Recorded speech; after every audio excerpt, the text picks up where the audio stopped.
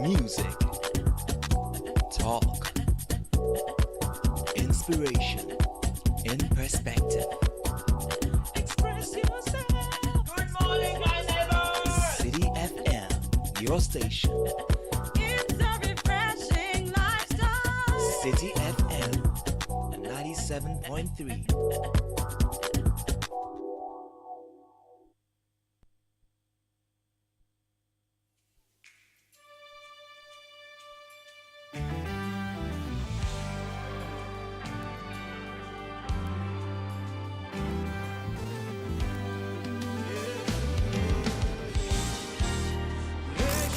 Unleashing the power of relevant radio. This is Citi 97.3.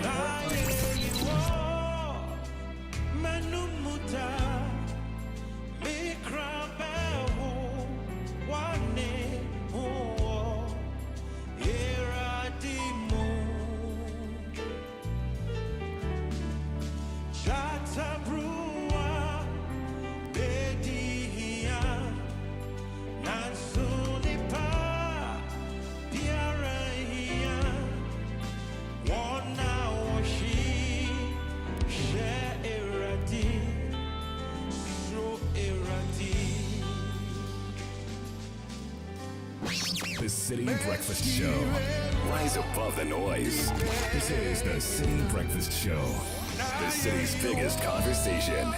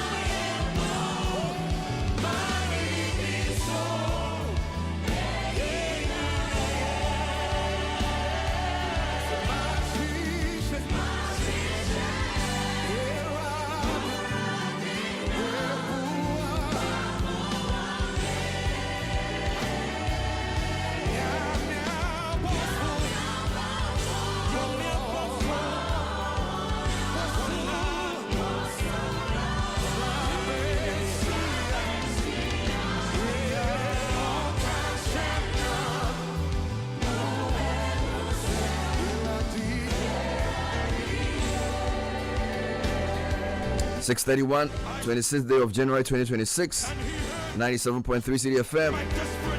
A beautiful song from Adum Kiki and Joe Metal, Jata Brewer. It reminds us of the promise in Psalm 34.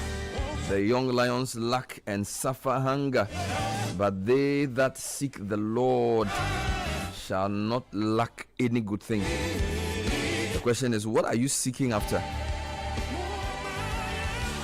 It says, by those who by patient continuance seek after glory, honor, and immortality will get eternal life. So the difference in men is what they seek, what they seek to attain. With all that getting, get understanding, says scripture. So those who seek the Lord are preserved from lacking the normal things. It says, seek ye first the kingdom of God and his righteousness, and all these things shall be added unto you. It's great wisdom to have a higher purpose, something bigger than just the medal, something more lasting than just the money, something more substantive than the praise of men. So it's about seeking for the higher life, seeing beyond the normal attainment and pressing beyond the normal mark. That's the charge for the morning, brought to you this morning as Business Sense with Stanbic CIB. From energy to mining, infrastructure to trade, we finance the ideas and enterprises that empower economies. We partner with market leaders in the energy, trade, and mining sectors, and we prove that when ambition meets expertise, growth is inevitable. Call Stanbic Corporate and Investment Banking on 0302815789. Stanbic Corporate and Investment Banking, driving growth, creating sustainable impact.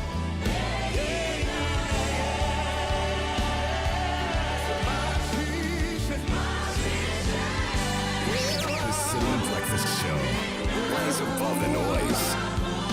This is the City Breakfast Show. The city's biggest conversation. Join the conversation on the City Breakfast Show on Facebook at facebook.com/City97.3, Twitter at twitter.com/City973, and Instagram at instagram.com/City973 with the hashtag CityCBS. This is the City Breakfast Show. The city's biggest conversation.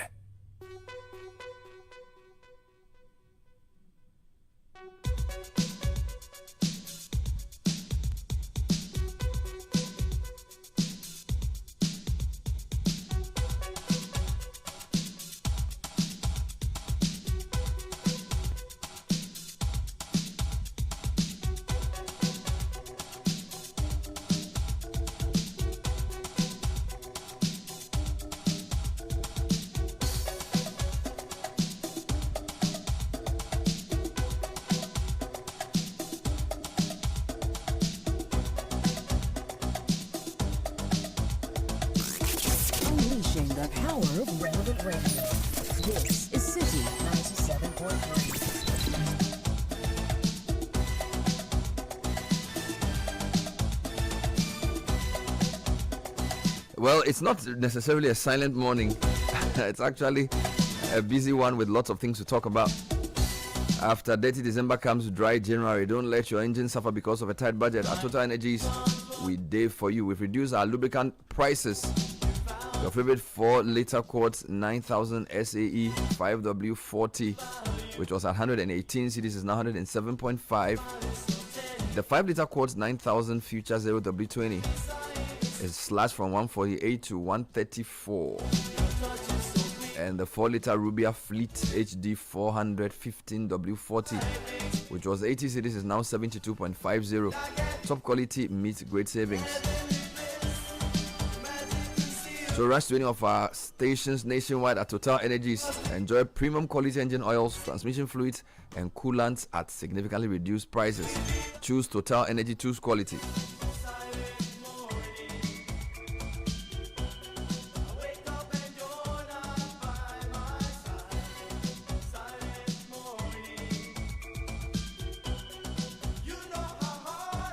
It's an interactive show, and This one I'll just throw it in quickly before the show starts. It's a Monday morning, and this one was sent to me around 7 a.m. 7 a.m. So it says, it's a long one, but let me just read. Good morning, Bernard. I hope you are well. I'm a loyal listener to your show, and I've been listening for over 15 years. But I believe this is the first time he's sending me a message. For the past 3 years, residents of Ashali Botwe, New Legon, have endured persistent and unpredictable power outages. We have called ECG countless times, only to be given reference numbers with no lasting solution. I can provide all the reference numbers to support these complaints. The situation briefly improved, but since December last year, it has worsened significantly. For the past 2 weeks, we have experienced power cuts every single day. As I send this message guys, listen, as I send this message at 3:49 a.m., we are once again in total darkness. 3:49 a.m. I'm sure that's what even woke me up. These outages are taking a real toll on our lives. Food gets spoiled regularly. And I personally have had 2 electrical appliances destroyed due to unstable power supply.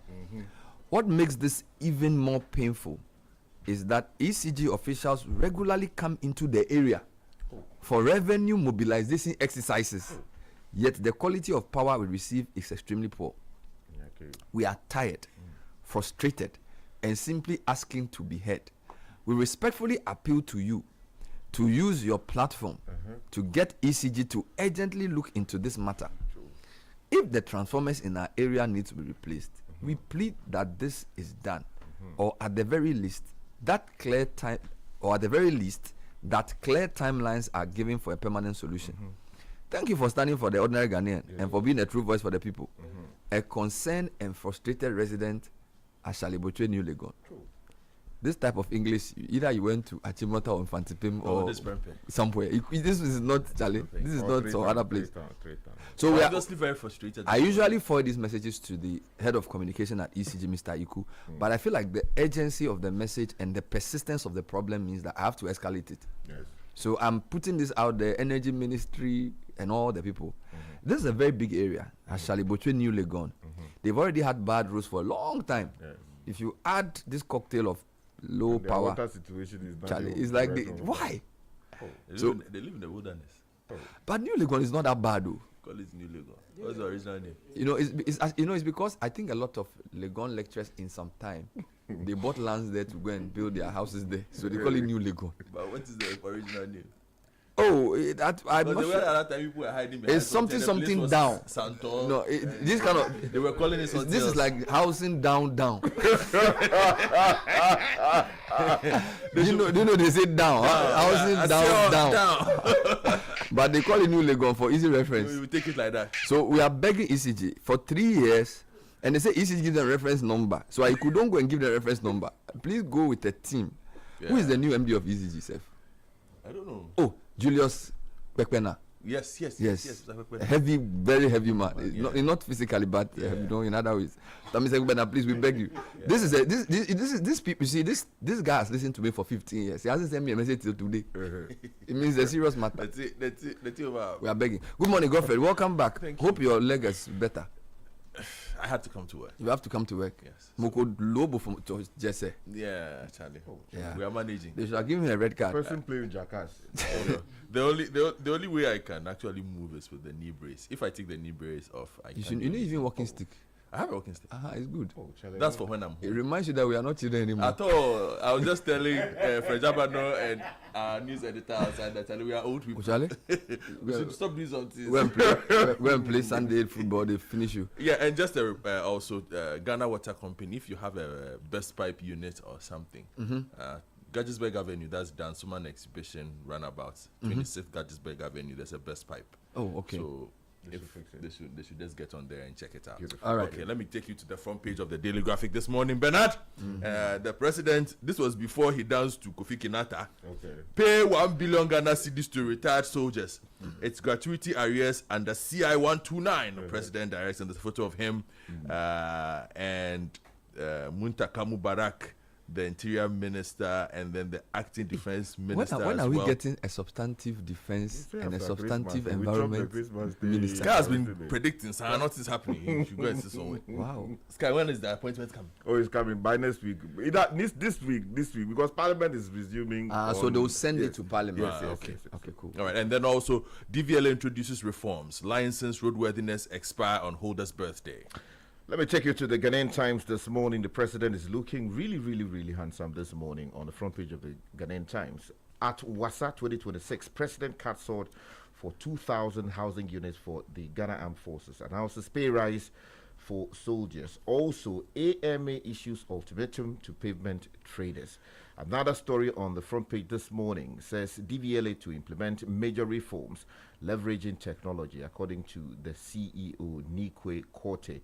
And Is it Kote? Kote, okay. And my people, First Sky Group marks 23rd annual Thanksgiving service. Front page of the Daily Guide this morning, Bernard. Kwabne Japan is here, Kennedy Japan is here, Dr. Mahmoud Baumia, Dr. Brian Champon, Dr. Yao Seduchi. You know what's happening? The famous fight. Yes, polls tip Baumia to win NPP race. Jacobu Galam says police clash, 1 dead. Court admits SkyTrain documents. And this story, Ghana Health Service driver busted with narcotics. And he was wearing uniform.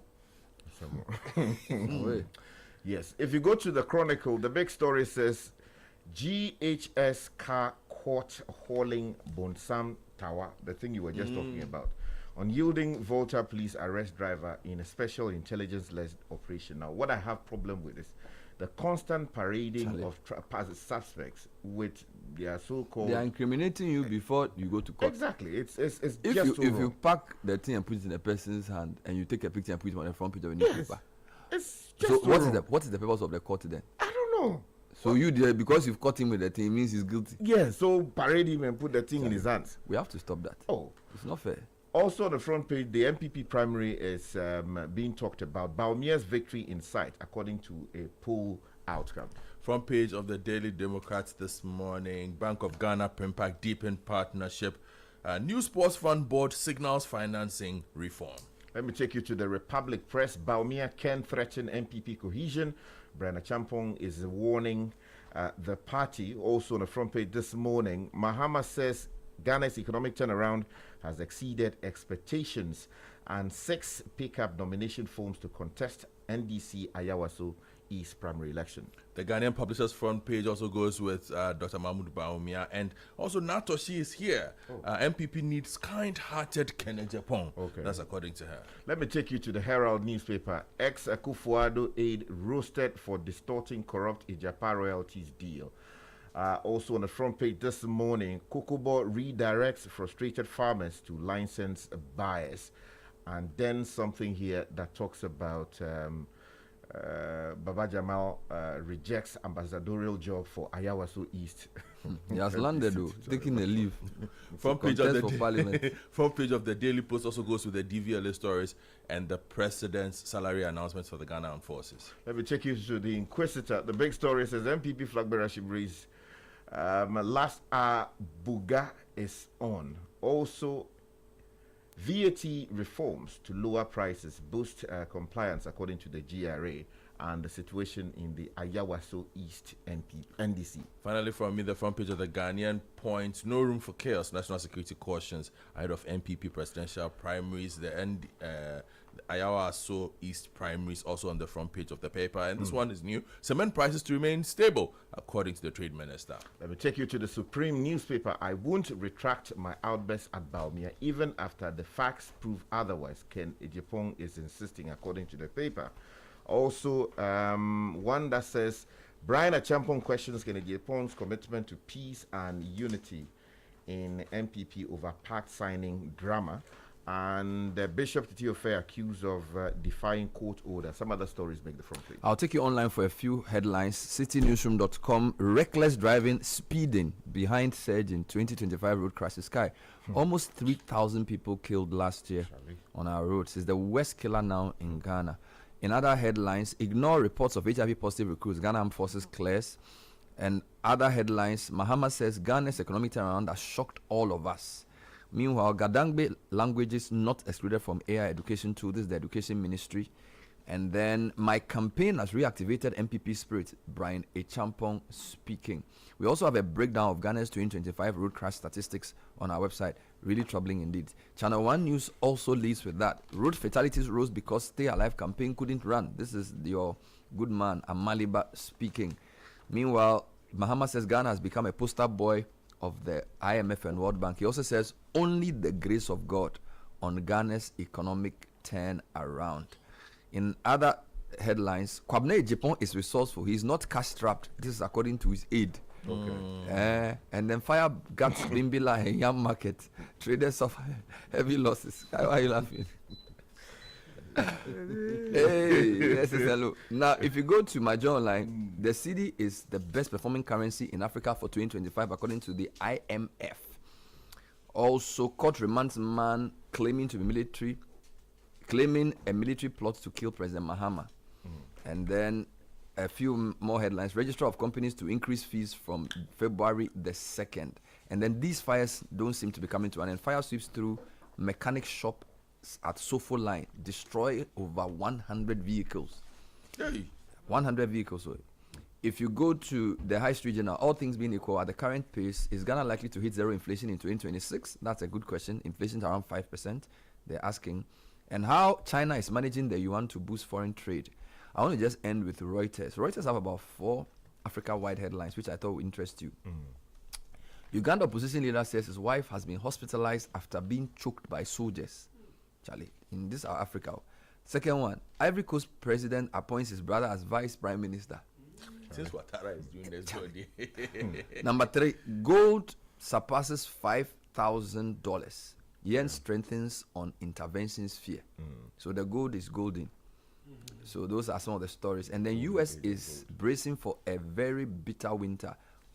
Yes, we're told that in the US there's a lot of cold in about 3/4 of the country. Let's get into the details, Sky. Okay, so I can tell you quickly about the president catching the sword for 2,000 housing units for the Ghana Armed Forces. If I may.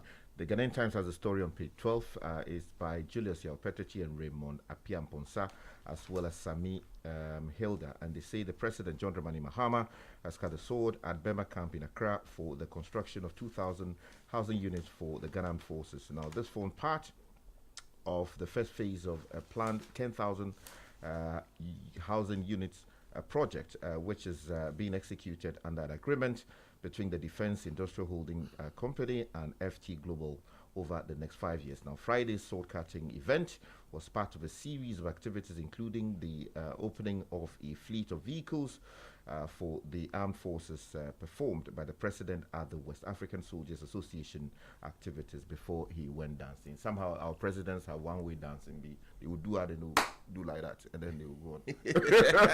I'll stay with the president. And he has also directed the Minister of Finance to immediately release funds to pay retirement gratuity arrears owed to personnel of the Ghana Armed Forces. This is part of the implementation of CI 129. Now, CI 129 is a subsidiary legislation introduced in 2020 to amend the terms and conditions of service of personnel of the Ghana Armed Forces. Bernard, I'll stay with the president on page 10 of the Daily Graphic. Nationwide primary healthcare program rollout in March. President John Dramani Mahama has announced that the government will roll out a nationwide free primary healthcare program this year aimed at early detection and prevention of non-communicable diseases through community-based health screenings. Under the program, he said, trained community coordinators will go from house to house to conduct basic medical checks, including blood pressure and blood sugar tests, to help identify people at risk and refer them for timely treatment. I'll give you 3 quick relations to Mahama. So he says Ghana's economic turnaround has shocked all of us. He was speaking at a First Sky Group Thanksgiving service in Accra. President said the scale and speed of the recovery has exceeded expectations, even drawing admiration from IMF and World Bank. The angle Channel 1 News uses is that he says it's only the grace of God. So the president was speaking yesterday.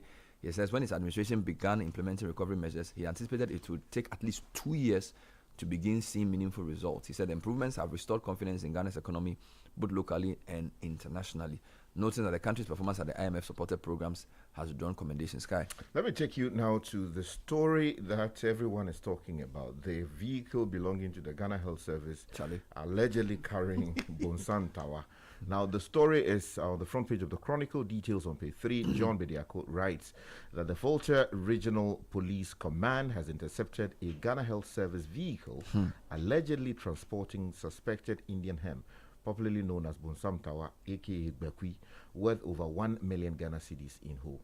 Now, the vehicle, an American Ford bus with registration number GV246014, was intercepted on Friday at the Tasso Hotel near area in Ho after a dramatic chase involving multiple police units, the Hollywood style. Now, the Volta Regional Director of Health Services, Dr. Dodo Achu, confirmed to the Chronicle that the vehicle belongs to the service and that the driver happens to be a member of staff. Now, according to the police sources who spoke to the paper, at about 3:30 p.m. on Friday, January 23, 2026, the Regional Police Command received intelligence that the GHS branded vehicle was transported suspected cannabis from Julupita, the people, towards Ho.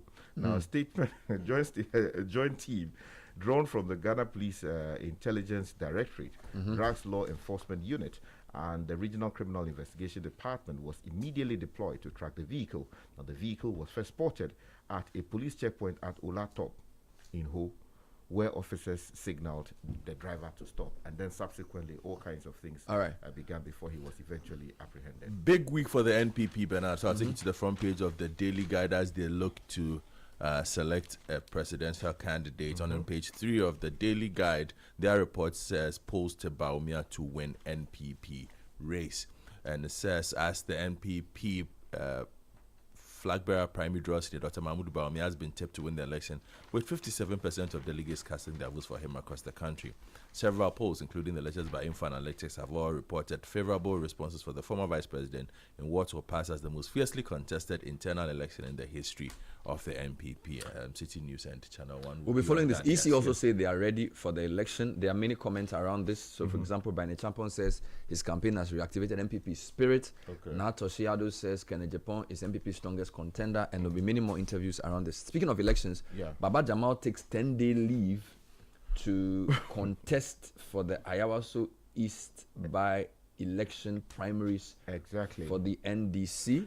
Somehow the Herald is spinning it. So they say Baba Jamal rejects ambassadorial job for Ayawaso East MP seat. So the story says that at the time when many activists within the National Democratic Congress are reportedly struggling to secure appointments with President John Dramani Mahama, those who have succeeded are said to be jealously guarding their access.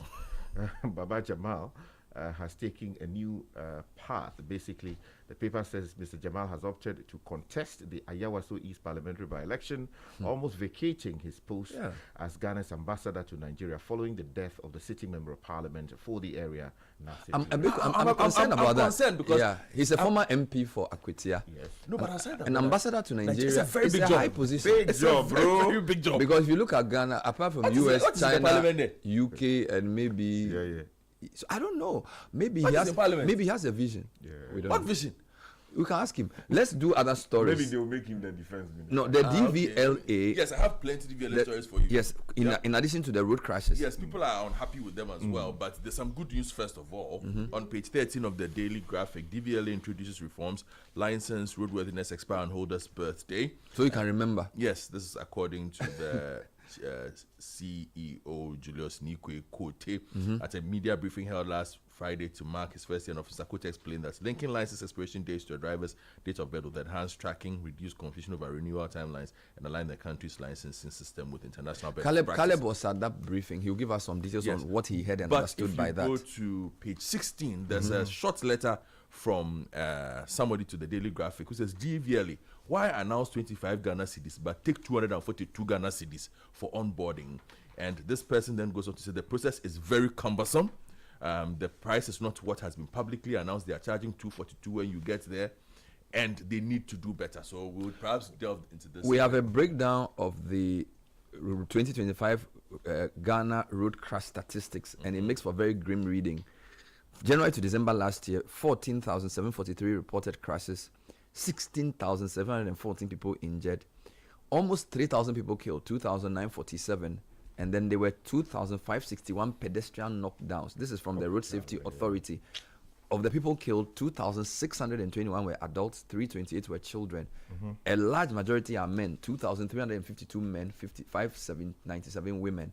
Now, the Road Safety Authority is blaming reckless driving and speeding for the said. They're also saying they couldn't do a road safety campaign last year, and it also didn't help. DG of the Commission, Ibrahim Amaliba, has attributed the sharp rise in road accidents last year to reckless driving and speeding rather than poor road infrastructure. His comments follow provisional data from the Safety Authority. Speaking to Channel 1 Newsroom on Sunday, Amaliba emphasized the shared responsibility of drivers in ensuring road safety. We may bring you highlights of that interview later. Let me quickly draw your attention to a story on page 8 of the Supreme newspaper. It says Ashanti Regional Police probe attack on patrol team at Bepotinting Sukum. The story says that the Ashanti Regional Police Command has launched investigations into an incident in which a Jakobo district patrol team was attacked by a group of civilians at Bepotinting Sukum while officers were on a routine patrol duties. Now, the incident occurred on January 23, 2026 after police officers retrieved a pump-action gun from a 15-year-old boy. Now, the officers subsequently instructed the boy to inform the owner of the firearm to report to the nearest police station with appropriate documentation. Now, police said that while the patrol team was returning from the operation, they were confronted by a crowd of about 100 individuals who blocked the road. Now, the group, some of whom were reportedly armed with cutlasses and firearms, attacked the officers and forcibly seized a service rifle. In the ensuing confrontation, police fired shots, resulting in the shooting of the individual who seized the service weapon, while the other people were thought to have sustained injuries. You know, I saw a video on online about something like that happened, resulting in the shooting of one person, and the person reacted. Well, Sky, let me talk about this in Mozambique. Entire villages in Mozambique submerged by flooding is being described as the worst floods in a generation. This is really troubling. Displaced communities across Mozambique are facing acute shortage of shelter and essential household items as accommodation centers become increasingly crowded. I'm reading from allafrica.com. Many families lack access to safe water, sanitation, and hygiene services, increasing the risk of waterborne diseases. And a flood as severe as the one 26 years ago is hitting southern and central Mozambique and is worsening. More rain is expected, and additional floodwaters will come into rivers from South Africa and Zimbabwe, which have also been affected by torrential rain. All the dams in the south are full, and so any incoming water continues down the river. Report Mozambique News reports and clippings. Take me to Cote d'Ivoire, Bernard. So Cote d'Ivoire, Ivory Coast Defense Minister, Ivory Coast President Alassane Ouattara has reshuffled his cabinet on Friday, maintaining most senior ministers while appointing his brother, Defense Minister Tene Birahma Ouattara, to the newly created role of Vice Prime Minister. Nice. Which will hold as long as his defense, he will hold alongside his defense portfolio. This elevates the younger Ouattara within the government hierarchy, while most key portfolios remain unchanged, signaling continuity rather than comprehensive overhaul. Well, I don't understand enough about the Ivorian election to know if this is sort of like a move to secure himself in terms of, because Ouattara himself is 84. The reshuffle follows Ouattara's re-election in October and his party's victory in December. He's a former deputy MD of the IMF, and he has led the country since 2011 and has said he intends to prepare the grounds for a new generation of political leaders. The change comes as Ivory Coast, the world's largest cocoa producer, seeks to build on nearly 15 years of sustained economic growth that has made it among the region's fastest have done growing economies. international sports news too. There's a big headline there for you. Thank you very much. Bye-bye. This is the City Breakfast Show, the city's biggest conversation. Oh, jump on now. Go. Google me. And what time will you come back where I don't hear the sound of your car? Why you buy new car? No, I not change my car. It be the same, right? It be the fuel way I change. Way one shouts it. Ever since I started using the all-new Excellium Premium Fuel, fortified with 3-in-1 action. Oh, Joe, now my car they run like electric car. No, it's so. This is the type of fuel where they want to. Because now engine they cost. Where they want for way if I buy it, it go protect my engine. And with the small way I buy, I'll go drive, sir. Absolutely. It's like strapping a turbocharger to your engine and giving it a protector. And what they bust my mind, Seth, be the 3-in-1 action, no? Excellium, they prevent up to 99% of deposit. It be anti-wear, some be anti-corrosion. Won't pay when I open them. Hey, so where can I find this magical fuel? Just head over to any Total Energy service station and your car will thank you. Hey, then make a finish my gobe fast, then rush go Total Energies. My friend, but why your hand my gobe inside? I give you info. Make a fill the gobe too small. Go, the gogo. Joe Pana. Excellium is designed to protect your car engine, decrease fuel consumption, and lower CO2 emissions. Don't say fuel, say Excellium. Choose Excellium, choose quality. The City Breakfast Show. Rise above the noise.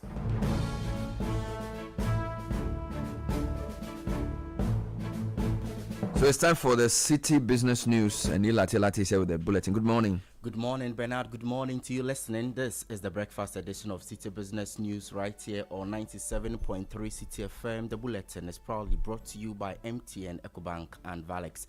Coming up, unfit bank directors could now be barred for up to 10 years as Bank of Ghana tightens its fit and proper rules.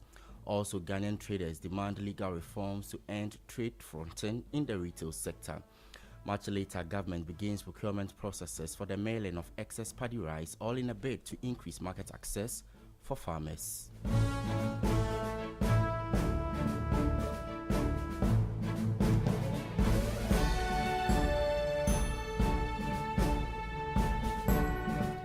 Welcome to Monday morning. I am Ni Lati. Details of our stories now.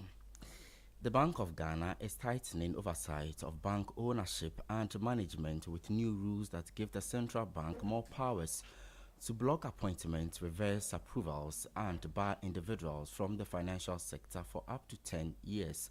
Now, under the revised fit and proper guidelines issued jointly with the Financial Intelligence Center, bank owners, directors, and senior executives who feel integrity, governance, and competence assessments risk being locked out of the financial system. Now, the guidelines expand the Bank of Ghana's authority to reject or revoke approvals for shareholders and board members. Away from that, the business community wants amendments made to Ghana's trade laws to clamp down on the practice of fronting, where Ghanaian traders operate retail businesses on behalf of foreign traders. Under the GIPC laws, retail trade is reserved only for Ghanaians, a policy intended to protect local businesses. However, enforcement challenges have persisted over the years. The Ghana Union of Traders Association, thus GUTA, claims foreigners now control about 70% of the retail market.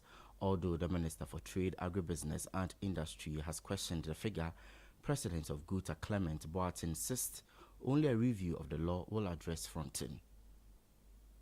Currently, the GIPC law does not make any provision to deal with fronting.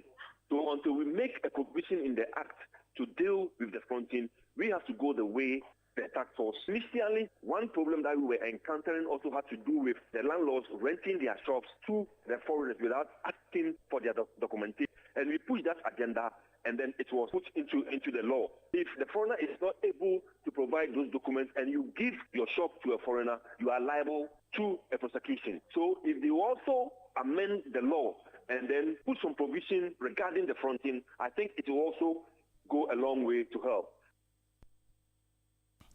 Clement Boateng is president of the Ghana Union of Traders Association. Moving on, government has begun procurement processes with rice millers to process excess paddy rice produced by local farmers as part of effort to address a growing glut in the market.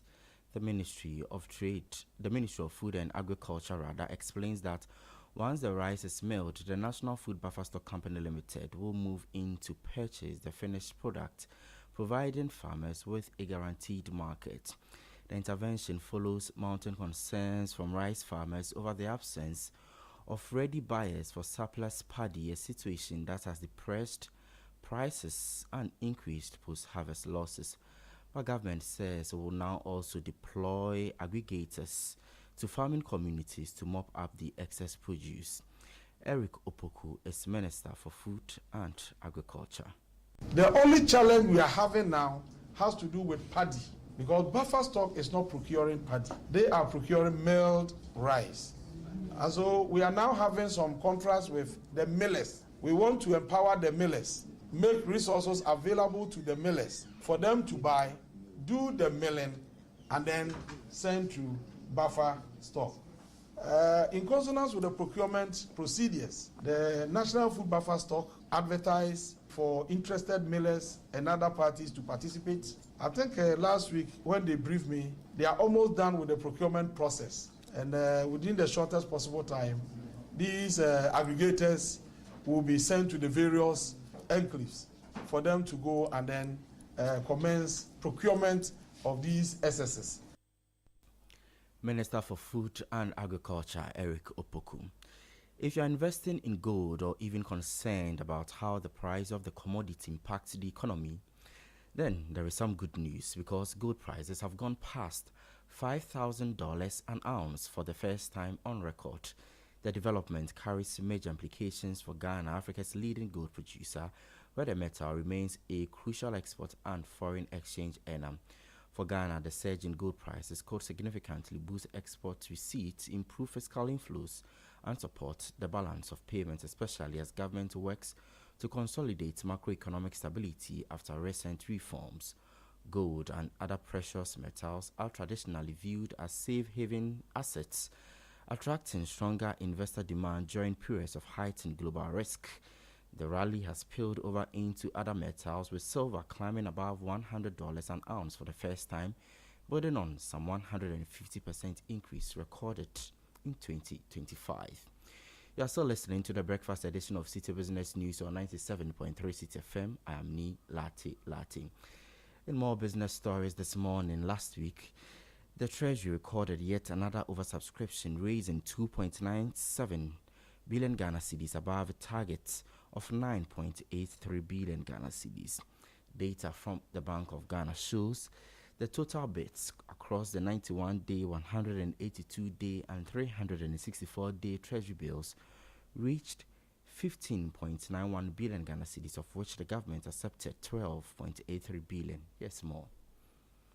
This means that investors wanted to buy much more T-bills than the government planned to sell. The demand was about 62% higher, making it the 9th week in a row that interest in Treasury bills has been very strong. It also shows that investors still trust government short-term investments. The 364-day T-bill was the most popular option. Investors applied to buy 7.45 billion Ghana cedis, but the government accepted 5 billion Ghana cedis of that amount. The 182-day bill also saw strong interest, with 4.29 billion Ghana cedis in applications, nearly all of which was accepted. The 91-day bill attracted 4.16 billion Ghana cedis, with 3.44 billion Ghana cedis taken up by the government. Analysts attribute the strong preference for the 364-day bill to its relatively attractive rate of return. Also, with expectations building around further monetary policy easing, analysts believe investors appear to be keen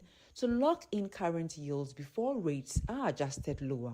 The interest rate on the 91-day remained the same as 11.19%. The 91-day bill remained unchanged at 11.19%, while the 182-day bill edged up by 2 basis points to 12.66%. The 364-day bill recorded the sharpest increase, rising 8 basis points to 13% from 12.98% the previous week.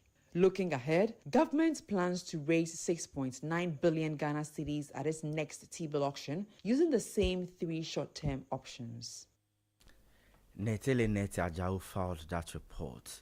Enhanced monitoring and stricter enforcement, that's the only way if Ghana is to sanitize the downstream petroleum sector. That's the view of the Chamber of Oil Marketing Companies, COMAC, which believes persistent implementation challenges surrounding key policies including the Unified Petroleum Pricing Fund and the Petroleum Price Floor mechanism continue to create distortions within the market. COMAC is therefore urging strong engagement between regulators and industry players to address emerging concerns and improve policy effectiveness. Chief Executive Officer of COMAC is Dr. Reverson Upon. Let's have stringent policy set for the acquisition of the license. Okay. The minimum requirement is 7 stations. Can you break even with 7 stations today? Let's do the economics. Not talk about someone who has 5 stations. And they sell. We saw recently someone with 6 stations loading or selling the same amount of the likes of Allied with more than 50 stations. It's not fair. Monitoring is key. That's the next point. Monitoring, because I've not seen any policy we have that is 100% fairly regulated. I can't point one. He mentioned UPPF. There are issues with UPPF. Floor price, there are issues. So we need to have this discussion with the regulator and the government to make sure that we have stringent portfolios that will make the industry sanitize itself. Once all this is set, this floor price will be a secondary matter. Dr. Riverson upon is CEO of the Chamber of Oil Marketing Companies. Meanwhile, the National Petroleum Authority is expected to meet with COMAC later today to deliberate on key industry issues with implementation of enforcement of the price floor policy expected to dominate discussions. On the forex market this morning, the dollar is being retailed at 12 cedis 5 pesos. The British pound is going for 16 cedis 20 pesos. That of the euro could be sold to you at 14 cedis 30 pesos. These are average rates from forex bureaus and not the Bank of Ghana's interbank rate. Well, that's it for the breakfast edition of Citi Business News. There is more news on citinewsroom.com/business. I am Neat Latte Latte. Do have a good business day.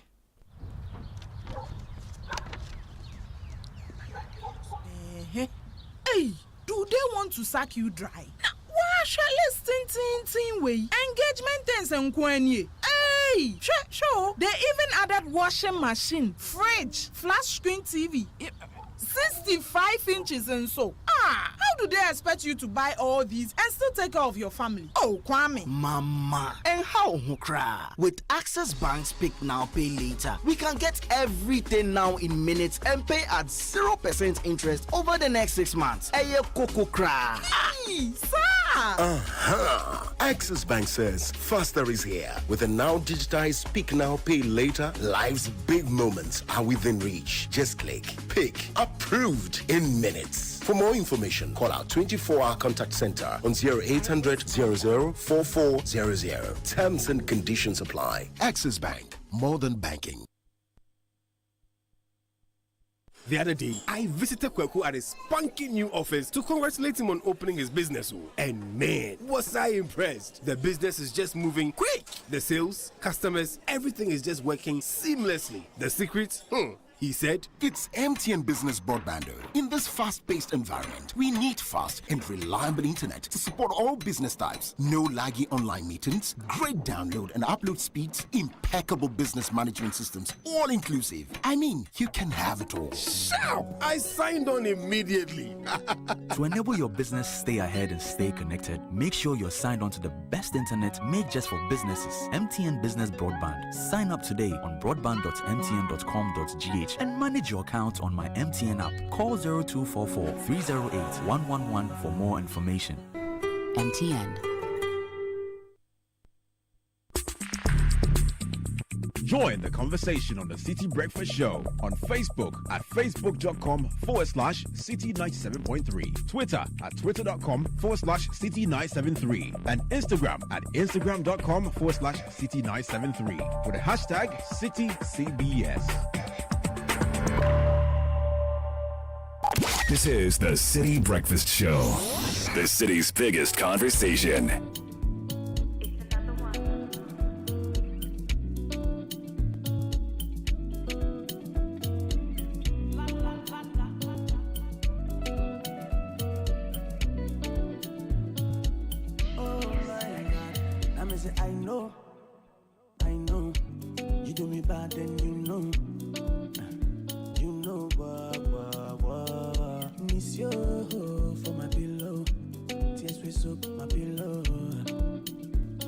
Many thanks to Neela Tilati for bringing us the breakfast edition of the Citi Business News. Caleb Kuda here. The Citi Business News was brought to you by Access Bank and MTN. Access Bank rewards customers is part of their DNA. The latest they've dropped is Rewards by Access. It's a loyalty program designed to add value to your everyday banking experience. So whether you're shopping, traveling, or handling business expenses, every transaction you make with your Access card brings you closer to exclusive benefits, premium privileges, and personalized rewards, all tailored to suit your lifestyle. You will earn points through your card's transactions, and that can be redeemed seamlessly at any of the merchant partners nationwide, making your spending go even further. So use your card and enjoy a rewarding banking experience only with Access Bank. LoyaltyRewards.ghana.accessbankplc.com is where to visit. There's a toll-free number 0800 004400 call the number for more details. Access Bank is more than banking. Hello Ghana, are you a business owner looking for a smarter way to keep an eye on your shop, restaurant, office, or warehouse anytime, anywhere? MTN Business Eye is here for you. Keep your business secure anytime, anywhere with MTN Business Eye, a smart surveillance solution that gives you total visibility and control. It's powered by Wi-Fi, SIM connectivity, cloud storage, and solar energy, so your security never sleeps even when the lights go out. Enjoy 24/7 monitoring, real-time alerts, two-way audio, and reliable backup, all at the affordable rates. Dial star 5060 hash and enjoy MTN everywhere you go. Kickoff is next. Sheba Arba Benning is here. She's got you on Kickoff today. That's brought to you by Lesheho and Shell. As we step into the brand new year, Lesheho is thanking you for your loyalty and dedication over the years. Looking forward to supporting your dreams and financial growth this year, improving lives with innovative financial solutions. Lesheho Ghana wishes you a prosperous, fulfilling, and successful new year. Lesheho Ghana, let's improve life. Now, drivers all over Ghana, including Emmanuel, Collins, and Bright, are enjoying its filling after filling just by trying the Shell Fuels new and improved Shell Fuels. It's a weekly stuff from now until the end of February. Buy 300 Ghana cedis or more worth of the new and improved Shell Fuels and stand a chance to win big. 1 month, 3 months, 6 months, or even 1 year free fuel up for grabs. It's a feeling, so don't miss the opportunity. Visit the nearest Shell service station, fill up for an opportunity to become one of our weekly winners. It's a promo that's regulated on the NLA's Caritas Lottery platform. Terms and conditions apply. New and improved Shell Fuels, better by far. Ladies and gentlemen, Sheba Araba Benning, kickoff. This is the City Breakfast Show, the city's biggest conversation. The City Breakfast Show. Rise above the noise. Option finds it. Cunha through. Chance here for Cunha! Mateus Cunha has fired home for Manchester United, and that is top draw from the Brazilian. An absolute worldie.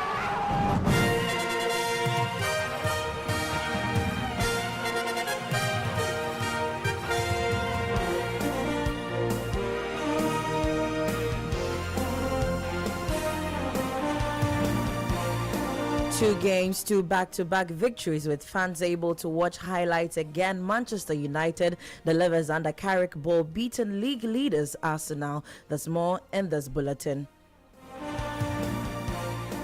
as well as some more on the Ghana Premier League. I am Sheba Araba Benin. This is Kickoff brought to you by Shell, Shell Go Well, Politan Ghana, and Lesheho. Let's improve life, and Western Union.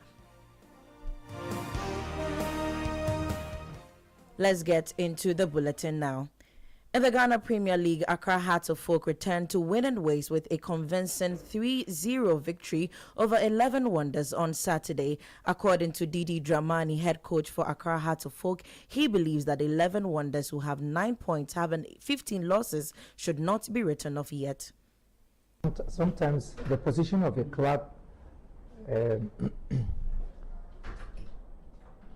does not reflect what they do. And so my experience in the game gives me the impression to always think that I treat every game differently, and I really appreciate what teams do. And so when I sit back and watch, their videos, and then they analyze the game, I get to know that they don't deserve to be where they find themselves. Maybe there were a number of factors, and especially there are so many factors that affect performances and results. It's just not there, just seeing 11 players on the pitch and playing, and then 9 players on the bench waiting to have their turn. No, so many things happen. Meanwhile, Greater Accra Regional Chapters Committee Vice Chairman of the Hearts of Oak, Hussein Moro, has expressed strong confidence in the club's ability to win the Ghana Premier League this season. We should win the league still on course, because we are playing the team on Sunday. If we get that 3 points and go to Kumasi and beat Kotoko, which is possible, we can beat Kotoko in Kumasi. we have that confidence. We have the team that we can beat Kotoko in Kumasi. The match, the first leg that we played, first round against Kotoko in Accra, if you look at what happened, it was just a slight penalty that Kotoko get, and they beat us. So going to Kumasi and beat Kotoko, it's easy. We can beat them. Kotoko in the house is not about form, but first and foremost, let's finish with the team. After the team win, then we think about Kotoko. You heard the Greater Accra Regional Chapters Committee of Vice Chairman of the Heart of Folk, Hussein Imoro, at the Babayara Sports Stadium. Asante Kotoko has turned on the style, cruising to a 3-0 home win against Basake Holy Stars, with Albert Amoa back among the goals. Speaking after the match, Kotoko head coach Abdul Karim Zito said he was delighted with the performance and the response from his players. I'm more than happy that we've won today. It's been long, for so many weeks, trying everything possible to win a game. But I'm very happy today we've been able to score 3 beautiful goals. I'm very happy. Well, we responded against Bibini Gold Stars. We were even faster than today. Yes, you know, the weather is too distant today, more than last week. And it's not easy playing in such weather. Yes, I think there is continuation of what happened at BBNE, but the difference here is we were more focused on goal scoring. Meanwhile, Midiama SC maintained their grip at the top of the table, beating Karela United 3-1 to further strengthen their position as league leaders. Here are other results from match day 20 of the Ghana Premier League, where Bechem United scored 1-0 against the Heart of Lions, Brecum Chelsea 2-0 against BBNE Gold Stars, Dreams FC 1-1 against Young Apostles. FC Samatex had 2 wins over Nations FC, and Hoho United with a tie against Vision FC. Adriana FC also had 2-0 with the Swedro All Blacks. Following that away important victory, let's hear from Adriana FC assistant coach Mawulom Lawrence as he breaks down how his side got the job done. We went away before this game. They lost 1-0, which was a little bit error in our defensive management. So we went back and we adjusted and worked on our team, especially in analysis, point of view, and that's what gave us the win. And then we also analyzed that we have to work mostly on our attacking and defensive transition, because if we win the ball, what do we have to do with the ball? If we lose the ball, what do we have to do? And looking at the Ghana Premier League standings, Midiama SC sits comfortably at the top with 43 points. Adriana FC, Asante Kotoko and Accra Heart of Folk are having 35 points, occupying second, third and fourth places respectively, while FC Samatex remain close behind on 34 points, just outside the top 4. Now to some women's football. CEO of Hasaka's Ladies, Evelyn Nsia Asari, has commended this season's Women's Premier League for its high level of competitiveness. She noted that the title race remains open, with 4 teams still battling for the title in the Southern Zone, a situation she describes as unusual. In an interview with Citi Sports, Nsia Asari called for more support from government and stakeholders. Gone are the days when we start the league, you see Hazakas 20 points and the second person will be like 12. But now Hazakas is third on the league log. It means that everyone is investing as far as women's football is concerned, and they are all doing well. Our second match we lost at Kobe's back. It's unusual of Hazakas ladies. So it means that when you do things and you do it well, I mean you get the profit from it. I want us to have a stakeholder engagement. The women teams, we have to meet in the district assembly or the local government minister. If we can meet the local government minister, give him a document to show that if they can give small jobs to our players, it will help us. You heard CEO of Hasaka's Ladies, Evelyn Nsia Asari. To some esports, popular American streamer and content creator Aisho Speed has arrived in Ghana today, January 26, marching the grand finale of his Speed Does Africa tour. Speed touched down at the Kotoka International Airport in Accra earlier this morning, where he was welcomed by a massive crowd of excited fans, including stunt riders who turned the arrival into a spectacle. His visit to Ghana wraps up a 28-day journey across Africa, during which he explored culture, music, and everyday life across the continent.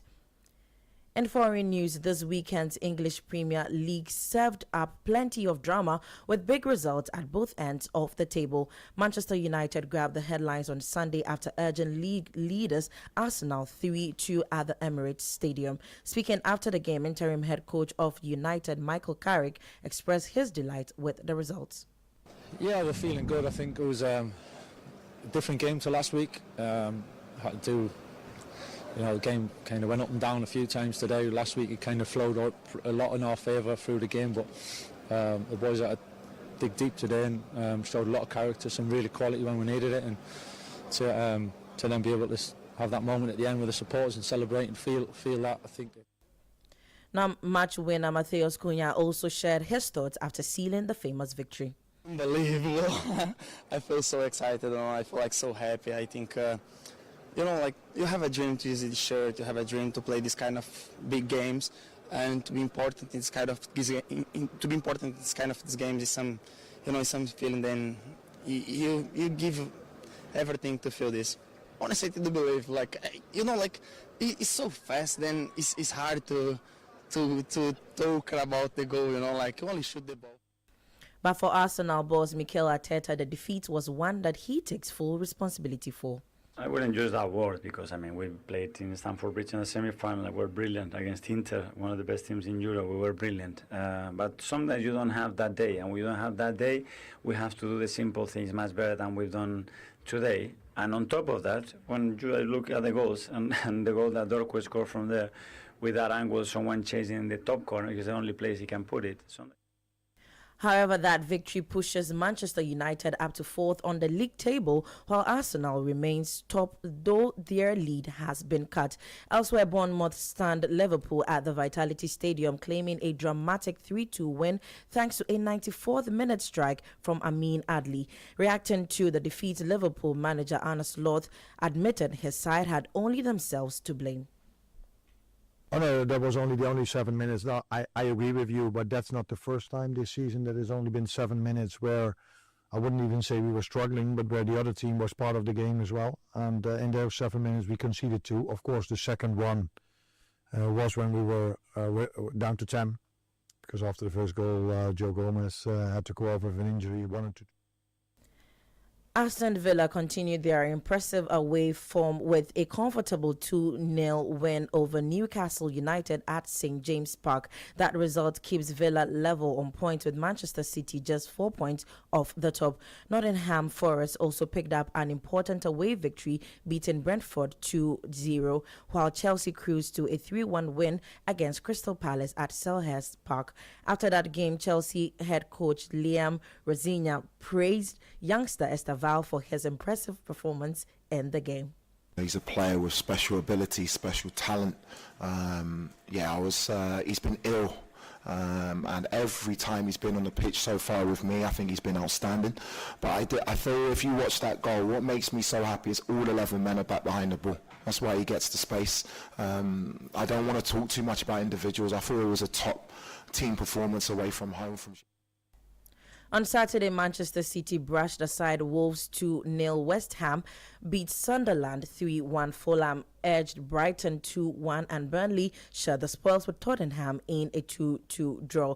The weekend's Premier League action wraps up later tonight as Everton host Leeds United under the lights at 8 p.m. GMT. That's the latest in the world of sports. For more on all these stories, visit citysportsonline.com. Kickoff was sponsored by Shell, Shell Go Well, Politan Ghana, Western Union, and Lesheho. Let's improve life. My name is Sheba Araba Benin. The City Breakfast Show continues with Bernard Avile and the team. Let's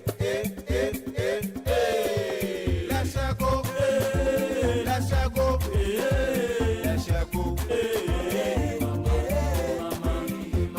If you need unique services, innovative financial solutions, We deliver on our promise, cause we are number one.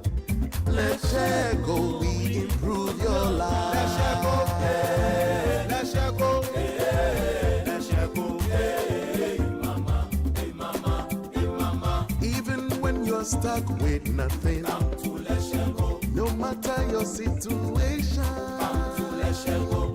Let's share go, we improve your life. Let's share go, hey, let's share go, hey, let's share go, hey, mama, hey, mama, hey, mama. Let's share go, we improve your life. Hey, Andrea, challenge these days, new level crowd.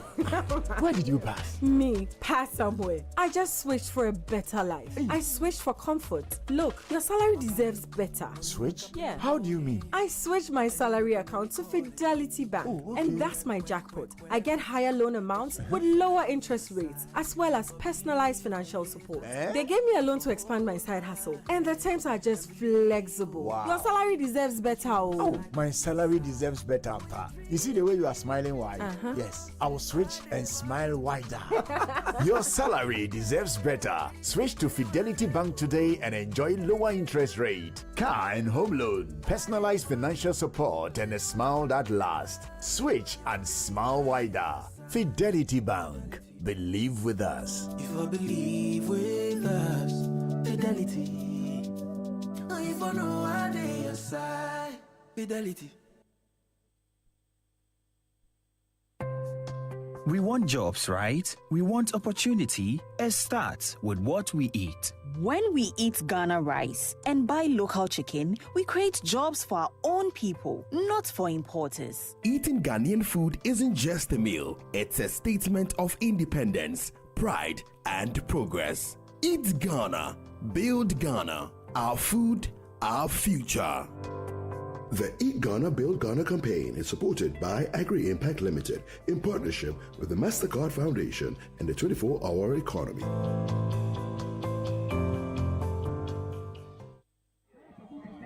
This is the story of Anthony Owusu-Ansah and his delivery business, Shark Express. What started as one man's dream is now a thriving same-day delivery business that serves hundreds of families. Through financing, mentorship, business networks, and market access, APSA is helping businesses like Shark Express grow, create jobs, build futures, and deliver joy across Ghana.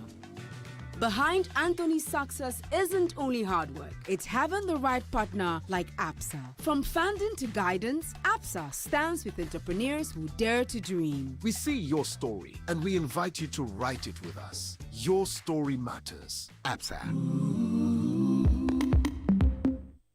Hey, is it my TV or my eyes? Why? If you say everything clear past my future. Charlie, it's not your eyes, it's the TCL C6K QD Mini LED TV. With QD Mini LED technology, you get deep blacks, bright highlights, and colors so real. See, even the referee's board head, they shine.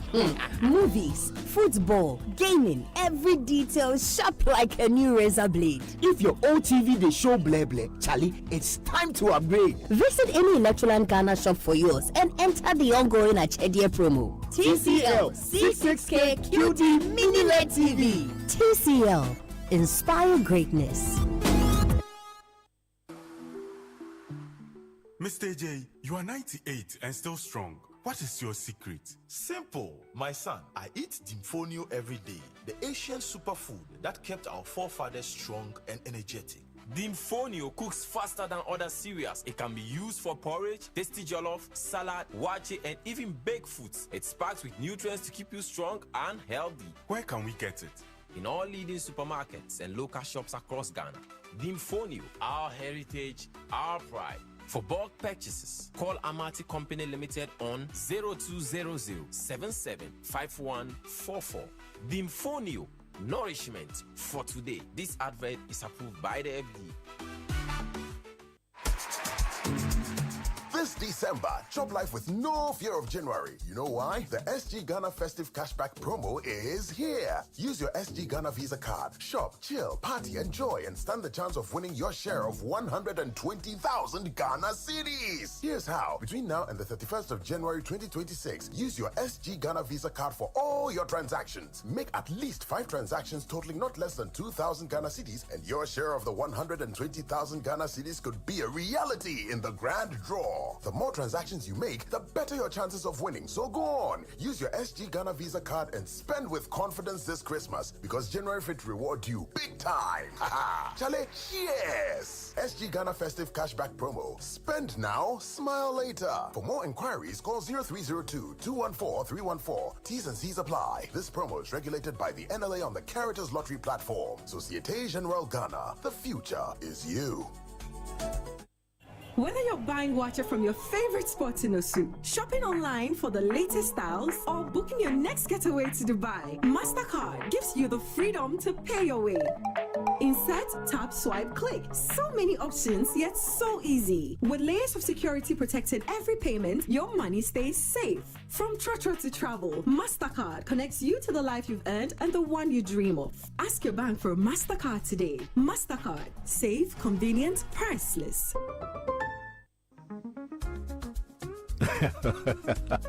My friends, I'm a very happy man. Let me share my testimony. I needed a home at a prime location, but I didn't have enough money. The little I had was too small to buy even a studio apartment, but a friend of mine introduced me to invest to own from Priority View Homes. I invested the little money I had for only 2 years. True to their word, at the maturity date, I qualified for a 2-bedroom luxury apartment at a prime location in Accra. Now look at me, living in my own home without the usual hassle. If you want a stress-free home to live in, I would advise you to sign up to their invest-to-own policy and say cheers to a new home. You may call Priority View Homes Limited on 055-588-2294, 055-588-2294, and you will never regret you did.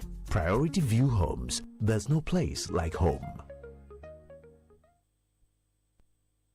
This is the Citi Breakfast Show, the city's biggest conversation. The Citi Breakfast Show. Rise above the noise.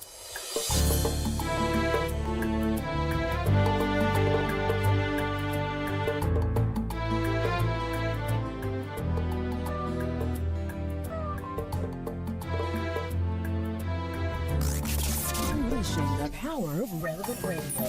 This is Citi 97.3.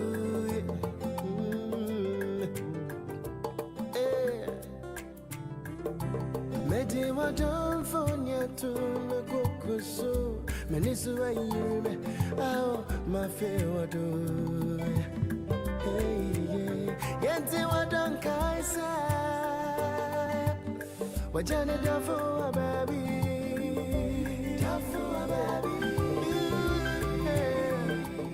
Emvye miansana bay, ayina muso krumpo apome, kaisa body no be firewood.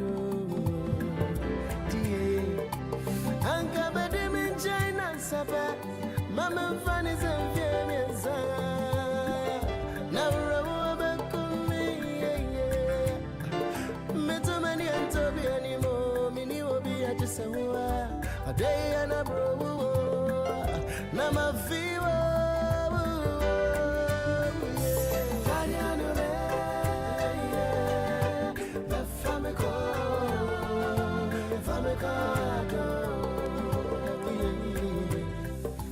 Daddy, I know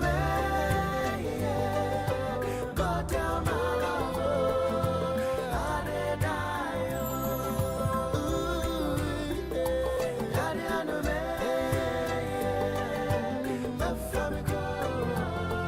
7:39 on the City Breakfast Show. Today is the 23rd day of January.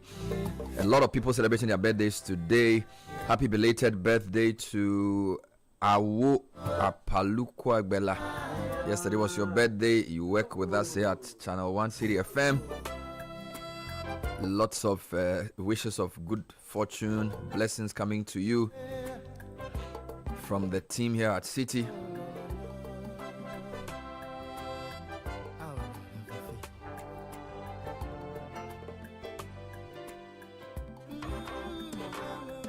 And a few more coming this morning to bless Sichope Adai of Tax and Legal at Deloitte, and to Lorna Labi Asabia of Audit and Assurance, and Victoria Wiafi and Kurisi Amadi or Amandi of Strategy, Risk and Transactions. All of you work at Deloitte. Happy birthday to Vera Trema. You're also with Tax and Regulatory.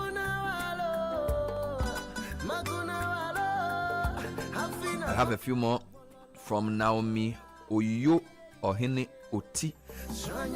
Happy birthday to you, or from you to your husband Charles Ohene Oti. Thank you for your love, strength, and many sacrifices. So from Naomi, your wife, to you, Charles Ohene Oti. From your husband Paul and children Jason Paul and Janelle Florence, to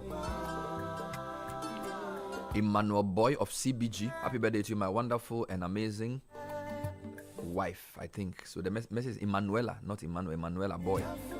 From your husband Paul and your children. It's a long message. He will send the rest to you when they meet you in the house. So Emanuela Boy, your husband sent the long love story. Please wish my wife Delali Wusamanga, CEO of Deli Bakes and Cakes, a happy birthday. From your husband to you, Delali Wusamanga. To Constance Chum Biredu, Republic Bank, Central Operations. This is from the entire family. Happy birthday to Mr. Louis Sewanu. You teach mathematics at Vine Christian High School. From all your grade 7 friends, particularly those in 7C1, to Louis Sewanu Jr. I think it was Saturday that you celebrated your birthday, so it's a belated one. This one came in on Friday, kid, but you couldn't do it. She said she and her husband were ardent listeners of the show. Friday you were so busy you couldn't do the request. Yes. The man turned 40 on Friday. His name is Patrick Sefako Hoto. He was 40 years old on Friday. Works at the Bank of Ghana. From children Gabriel Selikem, Isabel Sedinam, and Uriel Yao. From the wife as well, Na Atwe, to Patrick Sefako Hoto. Kindly wish a happy 13th wedding anniversary to my wife Francisca Ife Adomako of APSA, Ring Road Central. It's been 13 years of shared dreams, quiet moments, and unwavering love. From Zach Adomako. And to Faustina Tieku Dodonu, a resident specialist, infectious disease, Ghana College of Nurses and Midwives. From your husband and daughter, Dodonu Elikem Samuel and Dodonu Elikem Wobube, CEO of Kanjin Energic Water. And to Madam Tina Ofe Yirinchi, President of the Ghana Hairdressers and Musicians Association. Happy birthday to you. Yes, Bena, let me do this one quickly. Coming in from Madam Ablasen of Ajololo, says happy birthday to Alema, aka Gafi Yoyo. Or is it Gafi Yoyo? Now, the Anseko 79 family is popping a metaphorical champagne for you today. May your new age be blessed with peace and prosperity. Keep shining, Pioneer. Have a fantastic blast, she says. All the birthday requests on this program are brought to you by MasterCard. Don't just wish, splurge on them. Using the power of MasterCard, you can tap to pay, you can insert or scan. It makes the payment process much, much easier. MasterCard, do something priceless.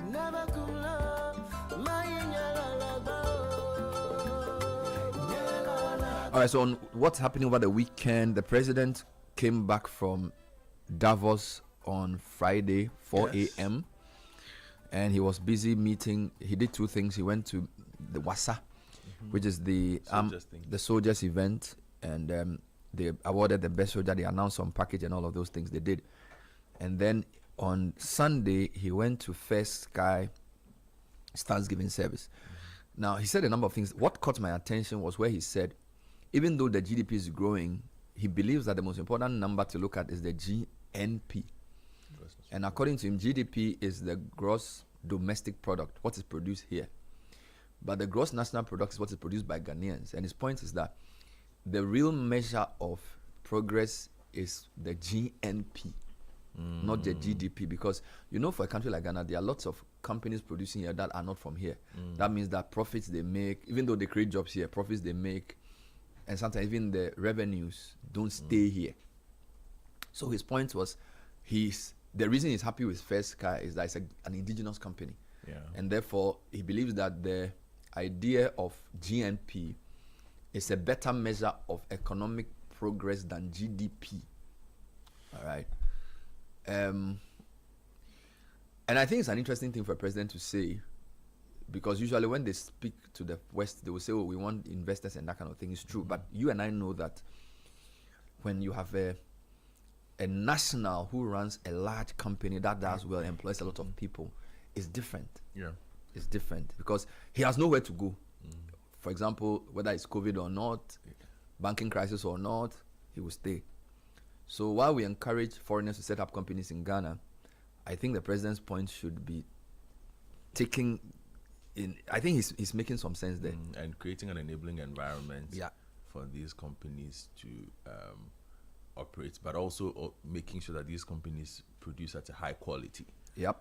So I think one of the things that breaks a lot of these local companies is that in the end, they end up always compromising on quality. It's like your usual, a smaller case of that would be your usual Ghanaian restaurant. Most of them, the first 6 months, the food is fantastic. When you enter the 7th, 8th month, and then it is different because the money is coming and everything, and then they start compromising on quality. Yeah. So it's good that we have these things happening. I am happy. Last week you were having a read through the enterprise map, the old one. Yeah, it was. And I've always debated with you. They haven't even done a new one. Yes, I've had debate with you on why there are so many foreign companies, at the top of some of the sectors. Hopefully, if they do a new one, it might show us a new dynamic. But we need to, by the time the new enterprise map is done it comes out, the numbers should have gone in our favor, at least for some of the key sectors. The 8 key sectors that it tends to look at least 5 or 6 of them should be dominated by, locals. That is when we see that, our country is moving forward. And all. The thing is culture and also structure. Culture, where you say, for example, when the banking system had this major challenge, all the banks that got wiped out were local banks. Is that because they're not being run well, or it was because of envy, or it was a mixture of two? We don't know. You get it? So we are not very sure whether to say the foreign banks are run better than the Ghanaian banks, because when you look at the oil marketing companies, the top 2 are Ghanaian. Yes. All right. So if it's a culture issue, how come when it comes to OMCs, Star Oil is a private OMC, local, Goil is government, but they are the top 2. Yes. Okay. What can the banking sector learn from them? When the banking collapse happened in 2017, 2018, the banks that went down were all founded by Ghanaians. No foreign-owned bank went down. Yeah. So we need to think about that. Number 2, issue, when you talk of structure, if somebody deliberately gave an advantage to local contractors for First Sky to become what it is. So, and the president was speaking at First Sky's event. You can mention at least 7 or 8 other local contractors who, when you and I were in secondary school, were not very big. When we were in secondary school in the 90s, and the biggest contractors were non-Ghanaian owned contractors. There was CP, Micheletti, Consa, and then a couple others who were Disimoni. They were doing real estate, they were doing roads, they were the big guys. You wouldn't consider them, most of them had been here for I know decades. They would consider themselves very Ghanaian. Okay, so maybe let me refine the point. You see, somebody can be Ghanaian because they live here, but I don't have the full chain. You see, the president was the one speaking. Yeah, I don't have the full chain of what happens to their profits, where they invest it. I don't know what they do with their FX. I don't know, because, for example, we've been talking about retention of FX proceeds. So a company can be a large exporter based in Ghana, right? They will export to France, but they have a partner bank in France which retains their FX. Yeah. So the Ghanaian economy doesn't benefit from the FX. So when a man talks about GNP, so whether it's a First Sky, a Maripoma, Give me other names in that area. First Sky, Maripoma. There's Fairmont. There's Oswald Investment. Oswald. You've mentioned Maripoma already. The motorway guys are Maripoma. The one who did our area. The one who did the road. No. You whatever. No, there's another one. Which one? The guy who did from Sunday's house all to my house. That road. Yes. Yeah. So what I'm trying to say is that you see. So there's just more. Just more. So Akusto, the president is at an event of a large Ghanaian conglomerate who has interest in road construction, hospitality, insurance, and is growing. We know First Guy. He's a Ghanaian. He started in Ghana, so he's not like some strange guy. Yeah. So for what I'm saying is that what the president is saying, I wish it were policy, and not just his view. You see, I wish it were a policy that says having the construction sector dominated by Ghanaians is actually my indigenization or my private sector development policy. So that I want to see it in OMCs, I want to see it in the banks, I want to see it in the textile, whatever, because it's consequential. If you read the IMF report about Ghana's currency's rise, they did indicate a part of all that has happened is the retention of foreign exchange proceeds. So for me, I want to see how his trade minister works with such a statement. What you understand? What the man is saying is that we don't just want to produce more, we want Ghanaians to own more. That's what he's saying. You can bring the voice clip. That's what he's saying. Yeah. But how does that translate into his policy around private sector development? Yeah. What does that mean for the way GIPC works? Right? Because now they are even lowering the threshold for foreign companies to come and set up. Because it's like you are blowing hot and cold. Because the GIPC in the past had this high threshold for foreigners to set up a company. I think it was $1 million. And a lot of people said it doesn't make sense. Well, that $1 million, I think, was a barrier. So that somebody like her, if she's doing a business, a strong foreign competitor will not come and wipe her out. But we are removing that. So if you are removing that and making it easier for foreigners to set up, and I'm not saying make it difficult for foreigners to set up, but if you say, because the 5 forces, barrier to entry, competitive forces of strategy, the ease of entry into a market determines its competitive dynamics.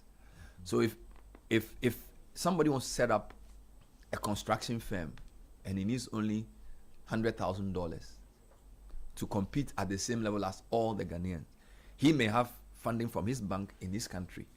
The Ghanaian cannot survive because the Ghanaian bank is not deep enough.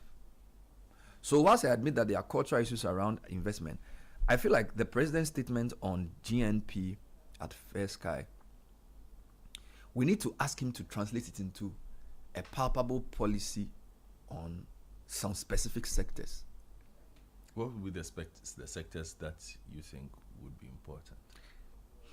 I think he can choose. So for example, when it comes to the oil sector, we said that you need high capital investment to be in the upstream of petroleum. So what we did was that in the downstream, I don't think we need that many. Selling petrol is not something you need foreign expertise to do.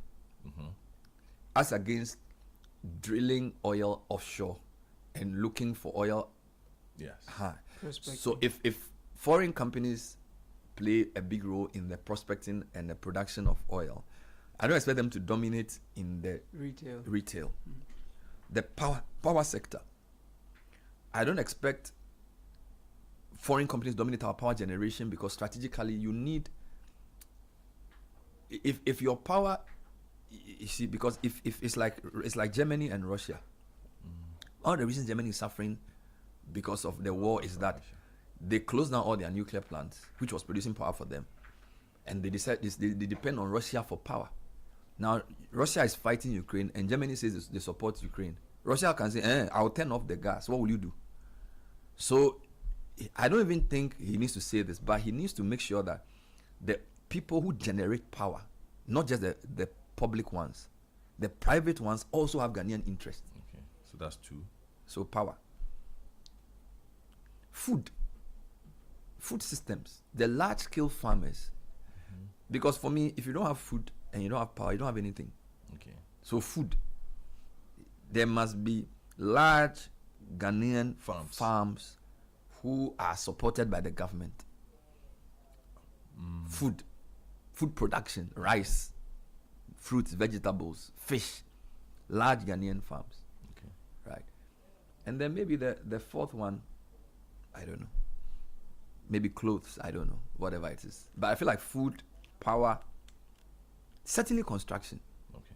At the moment, construction looks good in that regard because most of the big boys are playing in that space. So let's take that. You've mentioned Star Oil and Goel. They are the top two now. Top two in that space.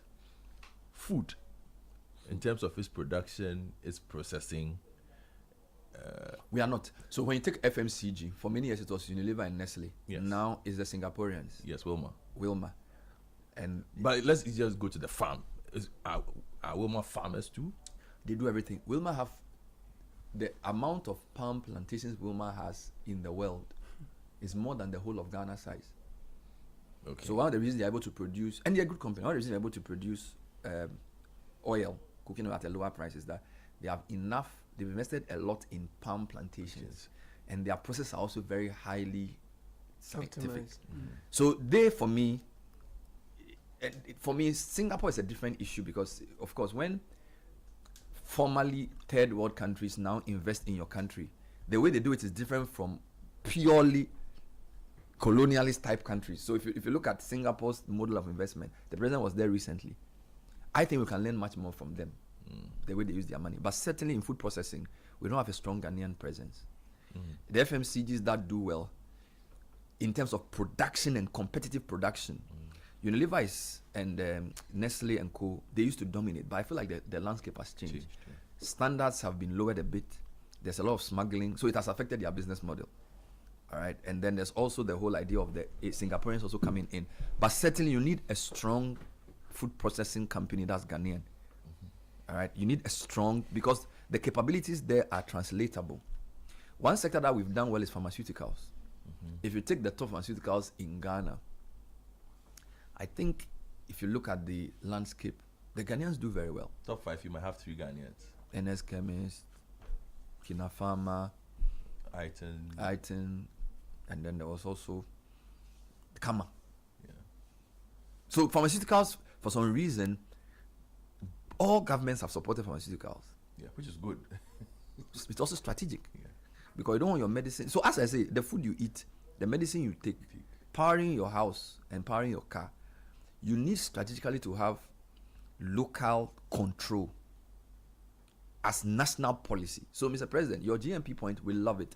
We like to hear it translated. I'm back on the GIPC point because some people may think I'm nitpicking back. Guys, when the president was in Japan, he said he will remove the minimum capital requirement for foreign businesses. And I'm thinking there's dissonance here. Why are you removing the minimum capital requirement for foreign businesses? Because you want more businesses to come. But if you want more business to come, there's also competitive dynamics. Yeah, so perhaps there might be a bit more strictness in reviewing who can come in. Although we've removed the restrictions, it doesn't just mean you can come because you have the money. You listened to the trade minister last week when she was saying she had visited the shops and they are not for, people were saying there are too many foreigners in retail trade. Yes. I remember there was a time we wanted to even say selling of scratch cash be restricted to locals. I think that the issue of removing the minimum capital requirement for foreign businesses needs to be looked at in more nuance. I think it should be sector based. What we need to do is to decide on the top 5 sectors that we don't want anybody to touch, or whatever number. And say for these sectors, if you want to invest as a foreigner, we'll raise the barrier. There are certain sectors that we are not strong in, that we need you. But I don't think it should be blanket, because I've already given you, just off the top of my head, some strategic sectors: food, FMCG, petroleum and fuel, construction. You can say when it comes to textiles or making of computer chips, foreigners can come at zero, because you understand, we don't know how to do that yet. But you can't do it for everybody. It's not right. The thing, what you said that resonates with me is that we don't know how to do that. And I don't necessarily think that it will be contradictory if we are removing barriers for foreign participation and at the same time we are trying to increase local participation in business. I think the question is the how, so that just as you're saying, we don't know how to do a number of things in our industry at the fundamental level, which is often production. So that what the question is, what kind of participation are we looking at? Are we looking at strictly JVs where you have foreign companies coming in, not just to bring in credit or investment, but also to invest in skills and technology, and in transferring that, it won't end there, but the Chinese model is what I've seen. After some years, we should have some kind of arrangement where ownership or a large percentage of it will revert to Ghanaians. So I think it's in the how. So your point is, you can get the foreigners to come in, and then over a period, and I think we did this before in the 70s, 79, or was it 71? I'm not sure. In the 70s, we basically said you can't run a company of a certain size without local ownership. But Ghanaians are funny. A Ghanaian can be a nominal shareholder of a company and not really do anything. I think the key point is about capabilities. So I agree with you. If you want to attract the right capital and the right knowledge, lower the barrier, but attach a condition to it. That's why you said the nuance. Yeah, that forces. So I'm saying two things. I agree with you on some. So I'm saying that let's assume you have only 10 industries in the world. You can say 4 of the 10 only locals, because the locals are good enough, and we strategically want locals to be advantaged. That is if you have the capacity. That's what I'm saying. So I'm saying, no, listen to me again. Which industry will we say as construction? Are we fully there? Not yet, because of finance. But what I'm trying to say is that if you have 10, you can protect 4, and the 6 that you are going to open up have a condition for transfer of knowledge and transfer of skills. Do you get it? So you don't treat all 10, because all 10 are not at the same level of development. Certainly. So what I'm saying is that I agree with you that for the ones that you bring in and lower the barriers, have a plan for transfer of skill. For example, a lot of these are construction companies. A lot of these guys who founded the companies, they have learned their skill either by working for some big foreign guy. Multinationals. Just, and they've become world class because the skills were transferred to them in a way. But that is at the and private also financing. level. That is at the private sector level. Yeah. People went to learn their skills, and now they are using it in such manner. But from the state level, which is what you say that you expect should be policy. Yeah. The example I saw in China was partnering with the Italians to produce tomato puree. Okay, and they had the technology transfer, and subsequently they took ownership Wonderful. of the partnership, the companies that were set up. So yes, I agree with the you. person who does their investment will also recoup. Correct. So you spread it over years. I'm just saying that I agree with you, but I'm saying that don't forget my hypothesis. Let's assume you have only 10 industries. We are not at the same level of development for all. So for the ones that you require the foreigner to come in, do this model. That could be 8 or 9 or 6 or 1. But there are some that you can definitely say that the locals are stronger. And that one, you need to increase the entry barriers, because that's the way to protect the local guy. Because, for example, in pharmaceuticals, a lot of the Ghanaian pharmaceutical firms are producing almost all the generics. So you don't necessarily need to lower the entry barrier for foreigners to come in, as against, say, banking, where you still need foreign capital. You get me? So it's a case by case. Which is why I'm saying that he should translate his desire into concrete policy. And number 2, the policy on GIPC lowering the investment condition, I think, is in dissonance with that.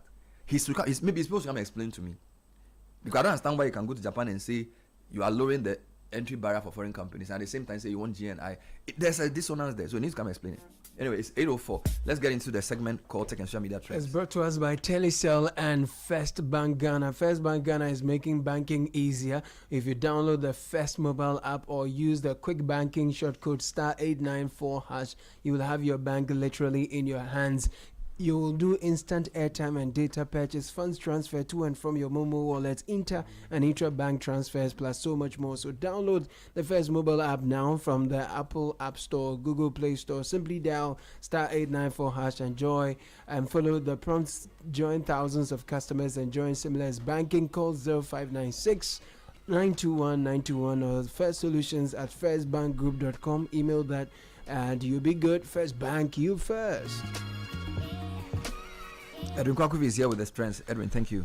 Thank you very much, Bernard. Good morning to everyone. So there are a number of sports topics trending, but before then, over the weekend, the number one trend in Ghana was Benin, followed by also speed and other related trends, because Benin has got a significant PR boost from the visit of Aisho Speed. Of course, I mentioned last week that he's touring Africa and obviously streaming his way across the continent. And his latest trip saw him go to Benin and do a number of things, visit a number of cultural sites, stream with a number of people across the streets. And obviously people are talking about how clean Benin is, how nice it is. People are talking about wanting to go and visit. And that's the benefit of having Aisho Speed come to your country and stream his way across the country. So obviously he's in Ghana. That's what I hear, that he's already arrived in Ghana. This morning. Yes, and he has a full day of activities planned. No, he's in Ghana. They're saying he's doing Gold Board. He's visiting the Gold Board. And then there's a car show at the Independence Square, but the rest of the itinerary we don't really know. Yeah. So apparently he's also going to Cape Coast for a period as well. So we'll see how that trip is managed, because it's a lot of eyes on Ghana and Benin. We've seen what the publicity has done to Benin and other countries across Africa. So we hope we can take advantage of that as well. So I'll move on to a next trend. And I saw a video over the weekend, a worrying video of some people attacking a police patrol vehicle. The police have released a statement on that matter. They say their Ashanti Regional Command is investigating the incident where the police patrol team was attacked by a group of civilians while carrying out routine duties. You can see in the video that a warning shot was fired by one police officer. Some people ran away, and then one person who apparently had taken a service rifle from the police car was shot. The police car remained there for a while and then drove away. So obviously people are happy. They are saying they are happy that the police are taking more stringent measures in dealing with Galamsey, because that's what it's supposed to have been. But also some people are raising concerns that the police didn't go back to check on the person who was shot to see if they could administer any first aid or take them to an emergency facility. But no one is happy that a police vehicle was ambushed and attacked by a group of civilians who were wielding cutlasses, machetes, and some other weapons. But a whole discussion is going on social media about this. And Bernard, let me just add, based on that, the past 2 weeks, I've seen a lot of stories of civilians attacking fire service personnel. There have been about 4 stories in the last 2 weeks. That people need to calm down and stop these things.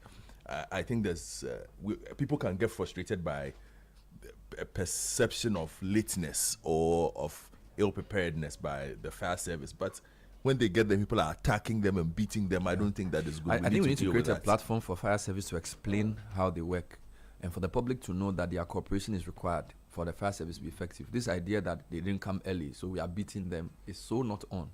And I think the media needs to help. It's a public service duty we have. When there's a fire and the fire service is trying to do their work, it's a security situation. And this idea of massing up to criticize them and sort of put pressure on them, I don't think it's fair.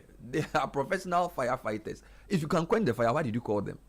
And Sky, this weekend there's about 3. You see, bad. Yeah, I think there are a number of things that should be happening there. I mean, if you watch what happens in other countries, if a fire tender pulls up at a place, right, it is because it's coming to deal with a situation that requires their intervention. And they come too, the police also come in. So the police go there to ensure that there's a perimeter within which you don't breach. And then also it allows space for the fire people to do their thing peacefully. For some reason, I don't often see the police working hand in hand with the fire service in Ghana. I don't know whether it's by design or maybe we just don't have the men from the police service to do that. Perhaps going forward, that needs to be done. But I also want to underscore the need for education, because there's so much irresponsibility we see from ordinary people. They say, oh, they have come without, water in their tank, so they are now coming to look for water and all of that. I mean, which fire tender pulls up at a fire, coming to quench fire and doesn't have all the necessary, tools to be able to do their job? There is a reason they have to take steps to ensure that certain things are done for their own safety, and then also for the safety of the people within the affected area. So that is important. But there's also another important point that I want to make, which has to do with, there's a general resort to the use of mob violence to settle scores. Look, recently we saw that some guys stormed a health center or hospital somewhere in one of the regions to attack the health professionals. Seriously? And also beat up somebody who had received a cutlass wound and was being, treated. Look, people stormed the police station, beat up the police, removed a suspect from exactly. And the matter is in court as we speak. You understand? And courts have also been stormed in some cases. I mean, what kind of general lawlessness is this? We have to stop this. Okay. We have to stop this. Next trend, a couple of trends before I go. The Kotoka International Airport is trending, firstly because of Speed's visit, but also because there was a video of the grandson of Kwame Nkrumah, Yusuf Nkrumah, who was upset that the airport was named after Kotoka and believes that it should be named after our national heroes. His first trip in Ghana, he said he was very shocked that the airport was named after someone he says betrayed Ghana. So as I have always publicly said that the name Nkrumah, Kotoka should be scrapped off that edifice.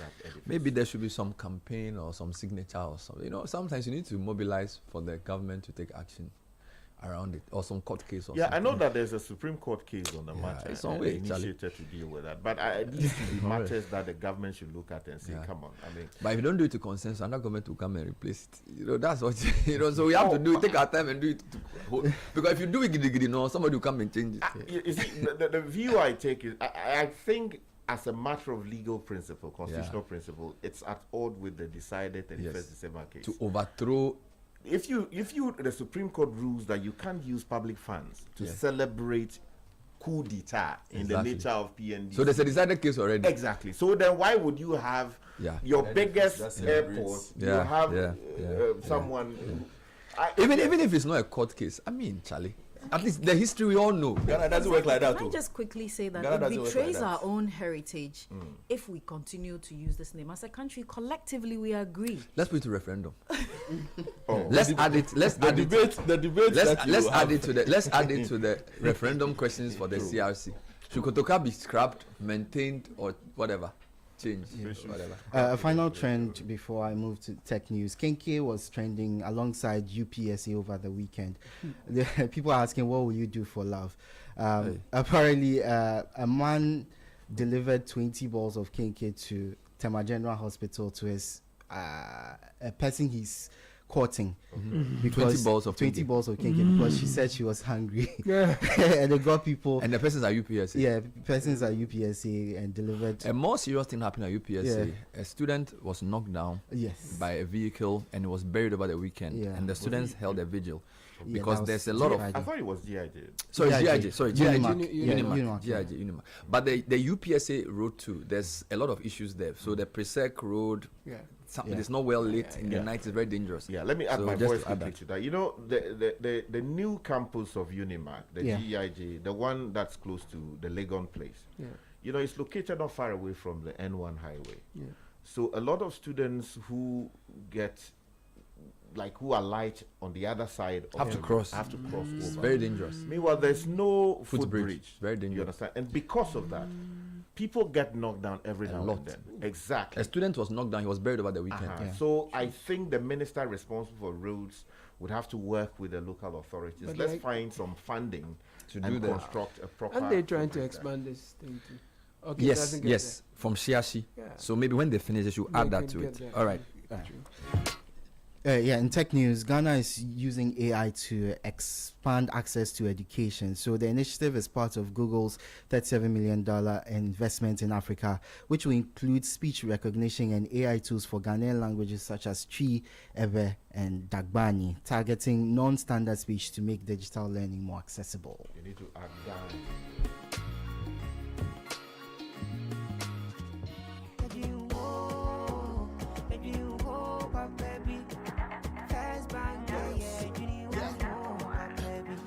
For a bank to rely on, let me give you a shoulder to lie on. Would we say to bank be no lie? Only one place where I get my eye on. Make I introduce you all to First Bank, the best services in the world, first rank. Customer service, everything is well planned.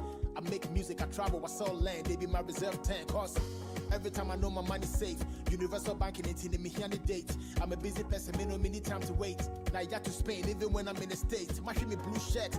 They tell me office is chilling, but who cares? Cause I bank with the best. I'm lucky, I'm too blessed. When it comes to First Bank, it's too west. Everything is you first. Nobody feed do I'm like us. Do I'm like us. First Bank we treat you first. Treat you first. Somebody see yeah. Think about you first. Think about you first. You first. First Bank. You know how much moms always say too much of everything is bad? But there's one too much mom actually approves of. Telecel's Too Much Broadband Bundle. This season, all you have to do is buy the 150 Ghana Cedis Too Much Broadband Bundle in addition to your main broadband plan and get 150% bonus data. That's right. Simply buy the 150 Ghana Cedis Telecel Too Much Bundle in addition to your main broadband plan and receive 150% bonus data. Dial *900#, use the Telecel Play app or visit the Telecel website to buy now. Telecel, connecting energies. Today, we hit the streets to ask Ghanaians, what would you do with free fuel for 1 year? Oh, road trips with the girls every weekend. That's extra savings to help fix my car. Charlie, 1 whole year, I'll finally be able to visit my mom without worrying about the distance. This season, it's feeling after filling from Shell with new and improved fuels so you can do the things you love. Buy 300 Ghana Cedis or more worth of new and improved Shell fuels and stand a chance to win. Free fuel for 1 month, 3 months, 6 months, or even 1 year. It's time to try the new and improved Shell fuels with additives that deliver efficiency, cleaning, protection, and performance. Don't miss out. Fill up with new and improved Shell fuels and get rewarded. Promo runs till the 28th of February 2026. T's and C's apply. New and improved Shell fuels. Simply better by far. This promo is regulated by the NLA on the Caritas Lottery platform. Terms and conditions apply. This is a story of determination. This is the story of Anthony Owusu-Ansah and his delivery business, Shark Express. What started as one man's dream is now a thriving same-day delivery business that serves hundreds of families. Through financing, mentorship, business networks, and market access, APSA is helping businesses like Shark Express grow, create jobs, build futures, and deliver joy across Ghana. Behind Anthony's success isn't only hard work. It's having the right partner like APSA, one that helps him dream bigger and reach further every day. From funding to guidance, APSA stands with entrepreneurs who dare to dream. We see your story and we invite you to write it with us. Your story matters. APSA. Imagine a place where every child's laughter becomes a song. A place where we can learn from animals, play and just be happy with mommy and daddy. A place where hearts grow together. That place is Safari Eco Park. Here, amusement is the joy that unites us all. Mommy, I can see the emus all the way up here on the canopy wall. Careful, dear. There is more fun to be had. This zebra is my new friend. Her name is Stripey, and the wildebeest is Sandy. Hi, Stripey and Sandy. With so much amusement like targets and obstacle games, ant caves, fantasy rides, and a vast range of wildlife. What is this place? This is an aviary, home to over 400 of the most vibrant birds in the world. The biggest aviary in West Africa. Wow, the biggest? Yes, and guess what? Open your palm. Daddy, look, they are eating from my palm. That's amazing. I want to stay at Safari Eco Park. I don't want to go back to Ghana. But honey, Safari Eco Park is in Ghana. What? How much did all of this cost, honey? 350 Ghana cedis for you and I, 250 for teenagers, 150 for kids, and absolutely free for children under 6. We should have brought the kids here sooner. I know. Safari Eco Park is only 1 hour drive from Accra. It's unforgettable. Mensa Kamekao! Now what saw dear? Hey, Charlie, what's it? Imagine buying your favorite gadget and driving home a sleek saloon car. Oh, yes. With Max Buys You Shop, You Drive promo, every purchase brings you closer to amazing prizes. Just shop any product from Max Buy and stand a chance to win a sleek saloon car, TVs, smartphones, and more. Your next buy could make you a winner. So what are you waiting for? Shop now and let's make your dream drivable with Max Buy. Max Buy. You shop, you drive. For further enquiries, call Max Buy on 054 401 9552. Terms and conditions apply. This promo is being run by the NLA on the Caritas Lottery platform. Welcome to your financial tips with Solace Finance. Many people believe saving requires large amounts of money. In reality, financial growth is driven more by consistency than by size. Small amounts saved regularly can create meaningful results when they are protected and allowed to grow over time. The challenge is staying consistent. Without structure, savings are often interrupted by daily expenses or unexpected needs. Solace Finance helps address this by encouraging disciplined, regular saving through the Solace Target Savings that reward patients with monthly compounding interest and reminders to stay committed. Consistency builds stability, and Solace Finance is designed to support that journey. Download the Solace Finance app today. For more information, call or WhatsApp us on 059 957 7963. Solace Finance. Your money, your power. Channel 1 TV has a way of telling their stories. Stories that empower change. Capturing the trending issues, delving into our communities, getting out the voices that matter. Almost 13 to 16 people were under the ground and it collapsed on them. Yesterday we were able to make it and remove 8 of them and 4 were dead. Channel 1 Newsroom, CNR, brings you an exhaustive coverage of the day's news. 8 p.m. and 11 p.m. every night. Don't mine in forest reserves. And always when you've created a mess, clean it up. The laws are there. So it's not that you need more laws. It is just that you need more enforcement. Channel 1 Newsroom captures the exact news temperature of the nation. From the northern, western, eastern, and southern parts of Ghana, Channel 1 Newsroom, CNR's got you covered. Let's speak to the core issues in terms of how we can prevent professionals who have been given the mandate to teach our children, and for this matter, the old children's standard of care, and how they can live up to expectation. 8 p.m. and 11 p.m. every night. How can somebody wake and you tell the person I appreciate you for 10 good months? I can't stand it. I'm owing rent. What should I do to be able to pay my rent? I don't understand. They should pay us. Enough is enough. CNR, telling your stories, empowering change. Catch CNR on Channel 1 TV at 8 p.m. and 11 p.m. every night.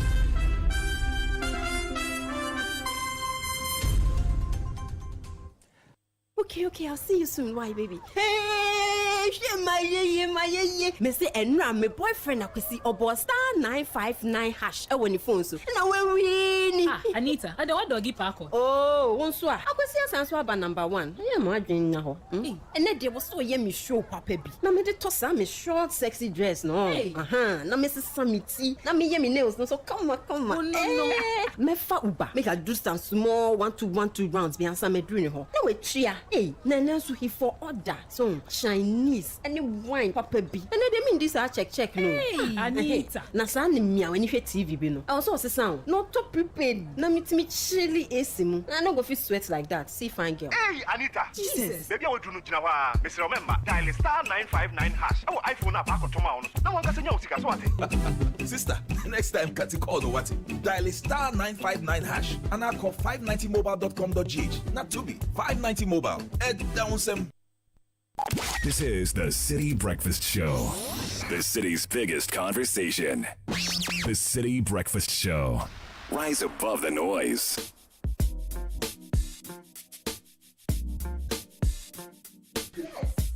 8:24. Later in the morning, my guest for Effective Living series is David Fosu-Dotte, who's the senior partner for AB and David. And we're looking into the 2026 crystal ball, and that's basically what kind of year we have globally, continent-wise, and for Ghana. So that's at 9:15 this morning. David is joining me on the Effective Living series. Himself? Yes. Hey. We're also revealing the sponsors for the Heritage Caravan this morning. We'll tell you who our partners are.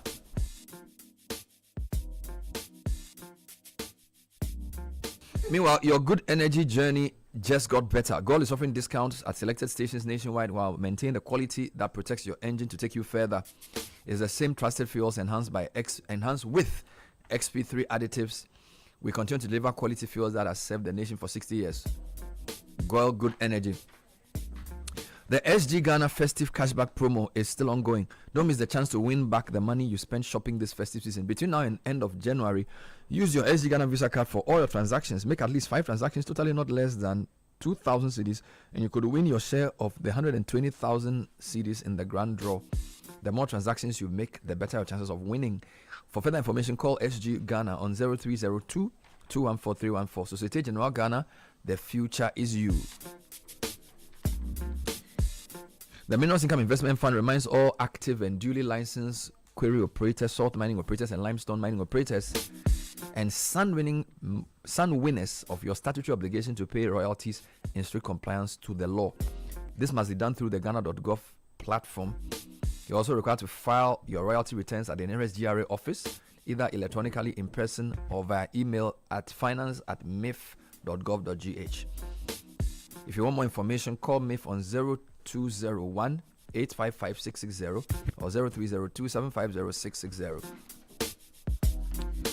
Receiving money from your loved ones from abroad should never be complicated. And with CBG Money Transfer Service, you enjoy fast, secure, and convenient access to your funds abroad. We have partners including Easy Remit, Western Union, MoneyGram, Ria, Easy, Unity Link, PayAngel, Tap Send, TerraPay, and more.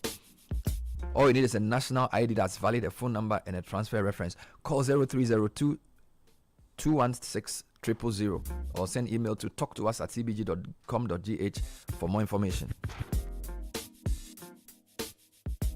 This February, love is truly in the air. Africa World Airlines invites you to fly your heart out with our For You 26 promo. Enjoy an instant 10% off all fares when you book on the Our mobile app from February 1 till February 14. Download the app, book your flight, and let love take you places. Our For You 26, showering you with all unlimited love. This year, say goodbye to unnecessary stress. Pay your school fees and residential fees with Zenith Bank. How do you do this? Dial star 966 star 3 hash on your phone. No data needed. Select Zenith Merchant Pay. Enter your school code, fill the prompt, and confirm payment with your PIN. Payment is in real time. Start the year right with easy school fee payment with Zenith Bank. Don't forget to star 966 star 3 hash. Zenith Bank, in your best interest. Now, for years, owning a home felt far away. Now, a dream for others, but not for us. At Locus Estates, we believe every Ghanaian deserves comfort, dignity, and modern living. That's why we are building beautifully designed 3-bedroom townhouses, safe, secure, and community-focused, with a clubhouse, gym, swimming pool, and 24/7 security. And if you want more, from premium family homes to stylish apartments, Locus Estate gives you smart design at prime locations. Call us 0200 557 704 or visit www.locusestate.com. Today, award-winning Ghana-focused build for you, Locus Estates, modern living made possible. Now, if you got a big dream, excuse me, if you've got a big dream but not sure of where to start, Heritage Christian University helps you grow it while pursuing your degree. Our scholar practitioner faculty will guide you to solve real-world challenges. Whether your passion lies in business, computing, health, psychology, media, or theology, HCU provides the path. You will experience a university education that challenges you to dream, pursue, and achieve. HCU is a chartered university and accredited by GTEC. Begin your journey with us in January 2026. 054 777-7731 is the number to call. Heritage Christian University, educating compassionate entrepreneurial leaders. So our stories are all different from, for some of us, it's the thrill of chasing our dreams, of opening our own shop. For others, it is how we are able to tap the phones and pay for watching with no stress. Whatever your story, APSA is ready with digital solutions, travel insurance, free international debit cards, and flexible repayment options on loans and countless other perks that actually matches your ambition. So whatever chapter you're on, APSA says we see your story. Your story matters, APSA. Get ready to boost your career with SIMA. Whether you are fresh out of university or climbing the corporate ladder, SIMA gives you real-world skills, global recognition, and a powerful network of over 689,000 professionals in 190 countries. And while you learn, unlock leadership and digital finance skills and become a chartered global management accountant. No boring lectures, enjoyable flexible pays, self-pays online learning is what you get, and you study anytime, anywhere. So visit aicpa-sima.com or call 026-301-1992. SIMA, CIMA. One SIMA qualification, countless career opportunities. It's an interactive show. Send us your thoughts on 053 998 6996. Later on, we'll talk a bit about the road crash situation in the country and why it's become the most important public health issue. But in today's connected world, technology is not just a convenience, it's critical. When devices fail, productivity, businesses, and communications are affected. Tech Therapy Limited is a professional tech service company in Ghana providing reliable repair and support for smartphones, tablets, laptops, and smart wearable devices. We serve individuals, professionals, business, and institutions that value quality, accountability, and dependable service. We handle every device with care through our proper diagnostics and skilled technicians and structured processes. No guesswork, no unnecessary delays. So next time you have a problem with your tech device, call 050-789-096 or 0256 111 790. Or follow us at Tech Therapy GH on all our social media. Tech Therapy Limited, your digital wellness partner. NLA has increased the playing time for your favorite 590 mobile from Monday to Saturday. Noon rush starts 8 a.m. to 1:25 p.m. The next day, evening draw starts at 1:30 p.m. closes exactly 7:55. Sunday Asida remains the same with no change. Catch all your 590 mobile evening live draws from Mondays through Sundays on GTV, 8 p.m. to 8:15 p.m. sharp.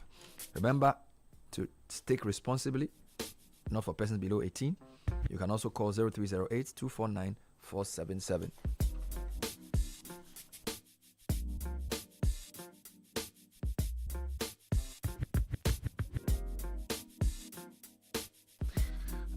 Cracks Training Institute announces the AB Level 6 Diploma in Business Management, a UK accredited qualification recognized by Ghana.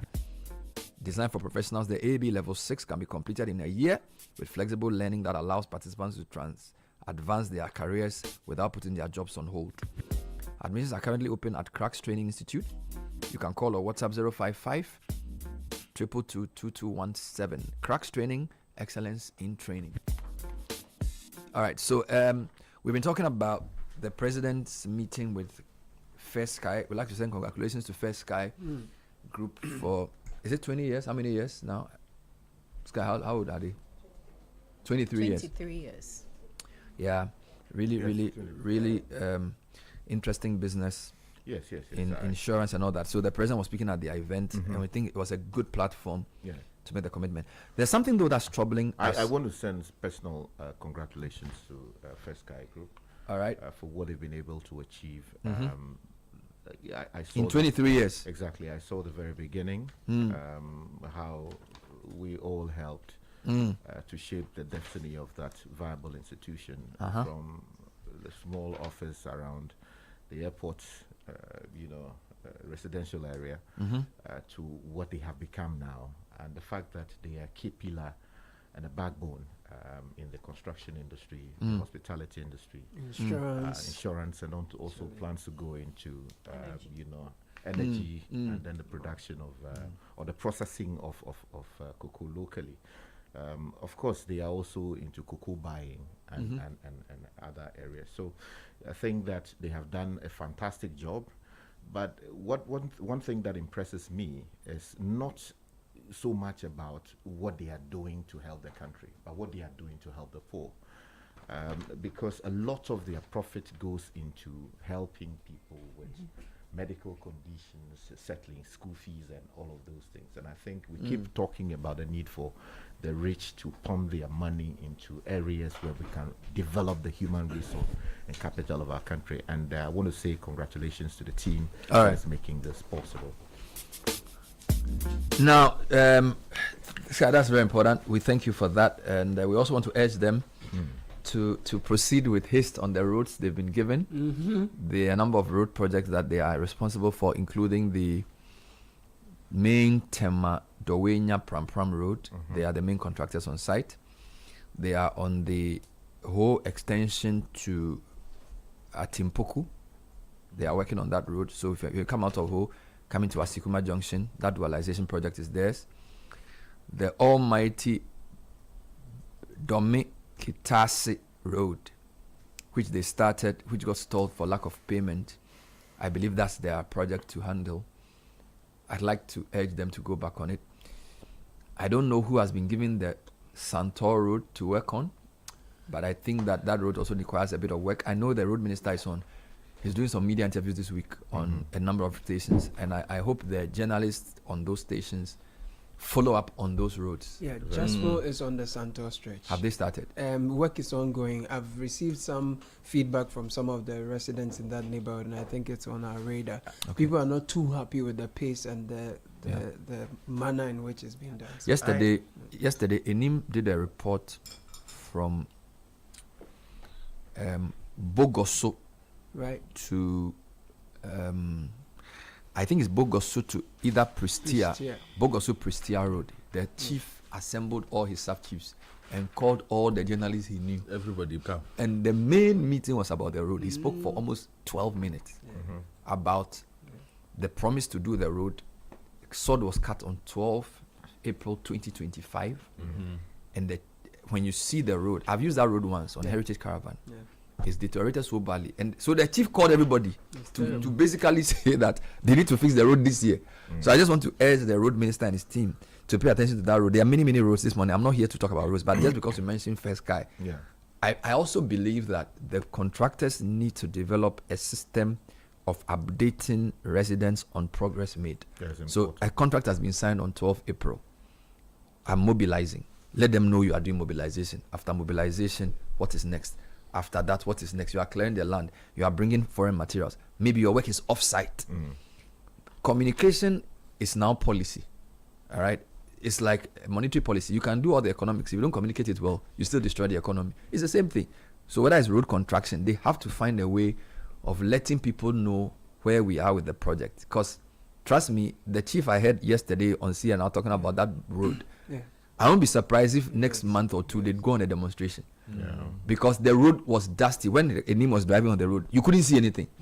And this is Prestia, Bogo, so mining communities, Western region, Rubber and the rest of it. So I just wanted to, before you move on to the next conversation, just to do a bit of tune-on and hope that some of the roads, particularly those that pass through towns and whatnot, like the one from Danu to Aziza, and even Sky, don't just that road is in horrible shape. Ketas, that one you just Domi Ketasi. Those roads, I hope they are building sidewalks. We are incorporating other things.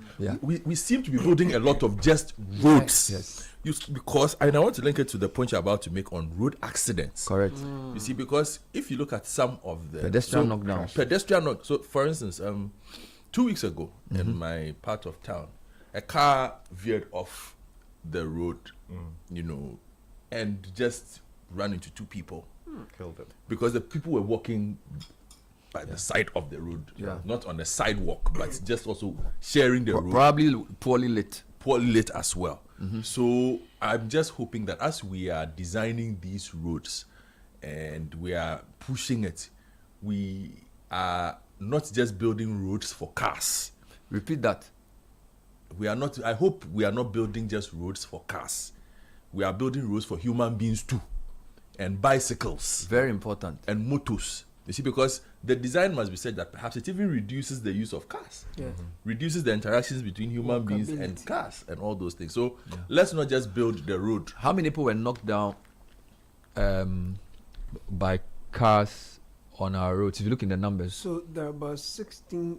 Okay, so knockdowns. You just look through. Pedestrian knockdowns, you have 2,561. This is between January and December.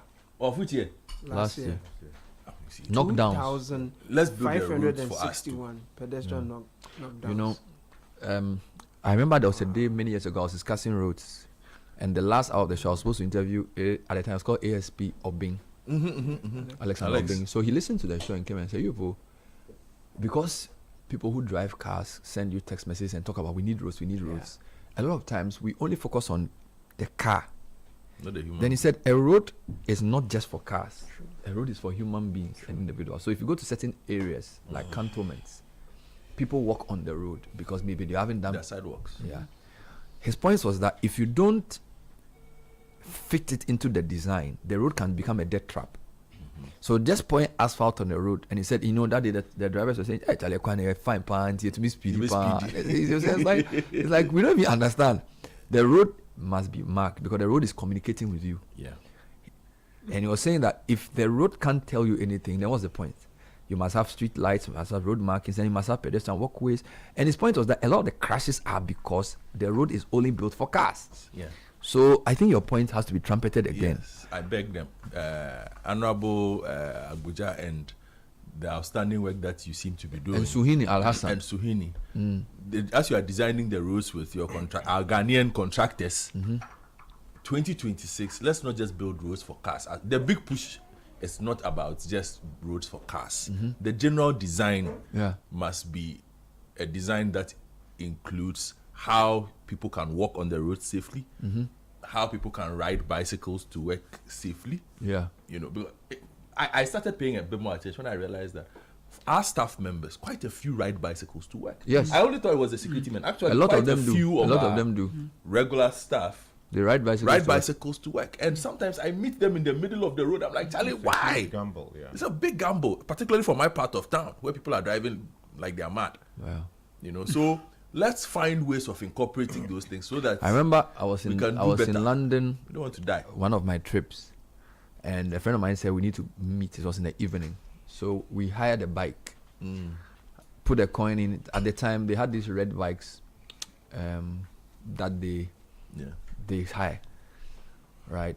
And they have a helmet on the bike. Yeah. So I hired the bike, and we rode for like 15 minutes. What I noticed was there were traffic lights which were for bikes. Yeah.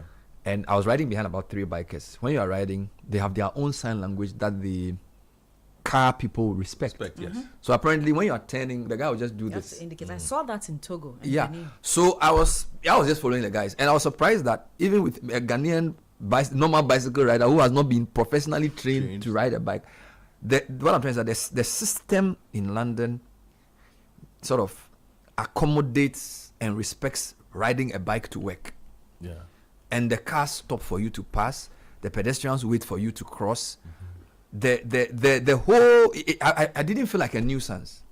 And I was a visitor to the city, but I rode the bike. When I finished, I put the bag down, put my coin inside, whatever, and I went away. So it's something that we have to systemize. Because there's comprehensive education of the usage of the road for all road users. And I like that you mentioned that you did not know, but it appeared the riders before you had a language they could communicate. I saw that when I was in Togo. Seriously? Indicating that they were going to branch off. So I think that in addition to having a certain personal circumspection as a pedestrian and also a rider, I think there's the need for more education of of all the various road users. Yeah. The drivers have to understand the cyclists as well as the pedestrians, and the pedestrians also have to understand the part they play on the road, because you can't just jaywalk, you can't cross. To date, we see people crossing the road under footbridges, right? Under footbridges. There's a bit more education that should. I want to propose something for you. Since we started this show, I think the public service officer we've interviewed the most is Abraham Amaliba. We've interviewed like 3 times or 4 times, and he's been on our platforms a lot. I like him; he's doing a good job. When you appoint somebody who is not afraid to do a difficult job, is good. What I want to propose to him is that we need a national driving reorientation. Yeah. And I think he needs to be bold enough to say to the president that 90% of our drivers need reorientation and retraining in terms of defensive driving. Because if you have 3,000 people dying on roads, we ask doctors in Ghana, which sickness kills 3,000 people? A year. 8 people a day. I think at some point the medical society, to call it that, did say that road carnage was a public health concern. I don't know if that situation. So what I'm saying to Mr. Maliba is he needs to take it's an opportunity he will never get again. Say to the government that, look, I want to do a national retraining, soft skills, hard skills driving. So I'm not saying a driver cannot drive. You see, a lot of people feel like if you can move a vehicle, you can drive. You get it? So the mate watches the driver and he learns how to move a vehicle. When you go to driving school, the last stage of driving school is when you sit in the car. Have you noticed that? When I went to driving school, I was age like 19 or something. The first 2 weeks, we're not doing any driving. You are sitting in the classroom and they are teaching you things defensive. It was later that we went on the road. So for me, a lot of people who drive cars don't understand what the whole driving ecosystem means. And I feel like Mr. Maliba's organization, the Road Safety Authority, has a very big responsibility that they may not even know. A refresher program for all kinds of drivers around defensive driving, regular training, and issues around what you discussed. How to share the road with other people. All right? Pedestrians, motorcyclists, Okada. It's a big thing. If you give us the numbers first before we continue. National casualty statistics, January to December, this is last year. So we reported 14,743 crashes last year. Out of that, 16,714 persons were injured, and we unfortunately lost 2,949 persons. They were killed. And then in pedestrian knockdowns, we recorded 2,561. Here's a demographic breakdown of the persons involved. You have 2,621 adults who were killed, and then children whose dreams were just ended like that. 328 children died in road crashes. Now, if you're looking at men, we have numbered the women completely.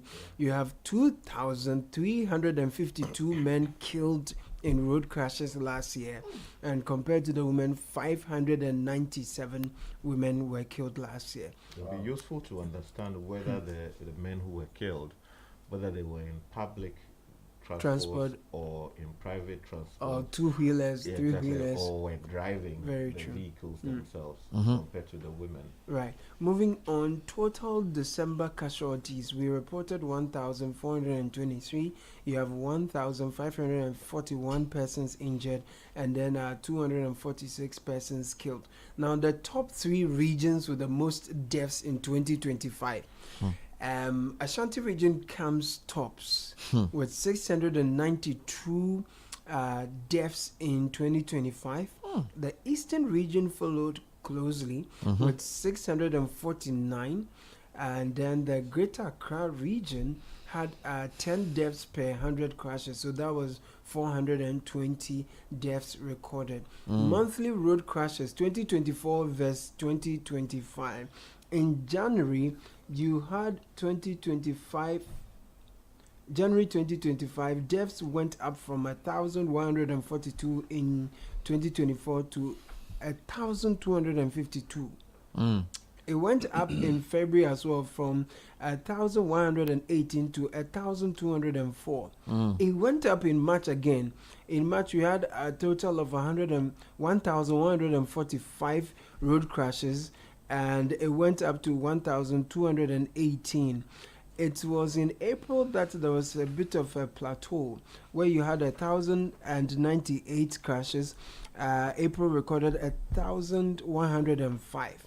But May went up really astronomically from 1,106 crashes to 1,132. Then, so consistently it's been going up throughout. In July, we had 814 crashes in 2024, but in 2025 you recorded 1,152. That was quite huge. And then if you come to December, for example, 2024, we recorded 1,072. In 2025, we had 1,423.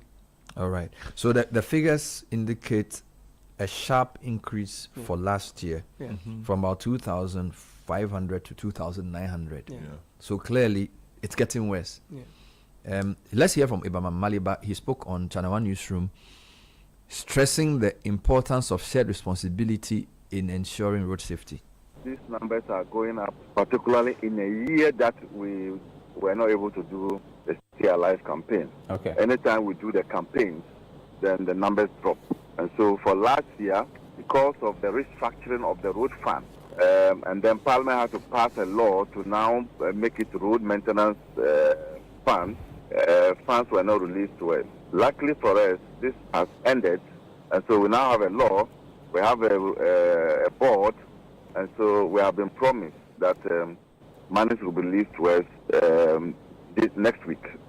And so this is also not just because of the lack of campaigns, but there's so much indiscipline, lack of respect for, or should I say, respect for regulations or by drivers, overspeeding, refusal to abide by the speed limits. Then we have pedestrian indiscipline, carelessness on the part of pedestrians, where pedestrians involve themselves in jaywalking, and others also involve themselves in listening to headphones and then walking and not paying attention. All these things also contribute to the increase that we have seen. For the Okada, it is because they are still an illegal institution. Now, illegal activities. Because they are illegal, we are unable to provide them with road safety education and road safety education as well as sensitization. And so when they become legal, this will be a thing of the past. We can now approach them. We will assign road safety officers to each of the groups. And so this will stem the tide as the year unfolds. Okada issue, I thought the bill had been passed. No, it has not been assented to by the president, so it's not yet a law. All right, so we're waiting for the president's assent. Assent, exactly. The matter of the Stay Alive campaign, you're saying that monies will be released by next week. I've been promised that by the chairman as well as the administrator of the road fund. When the money is released, you would find us going to car parks, schools, churches, also placing campaign messages on TV and radio, and we would engage with other stakeholders, including the MTTD, which has the enforcement power.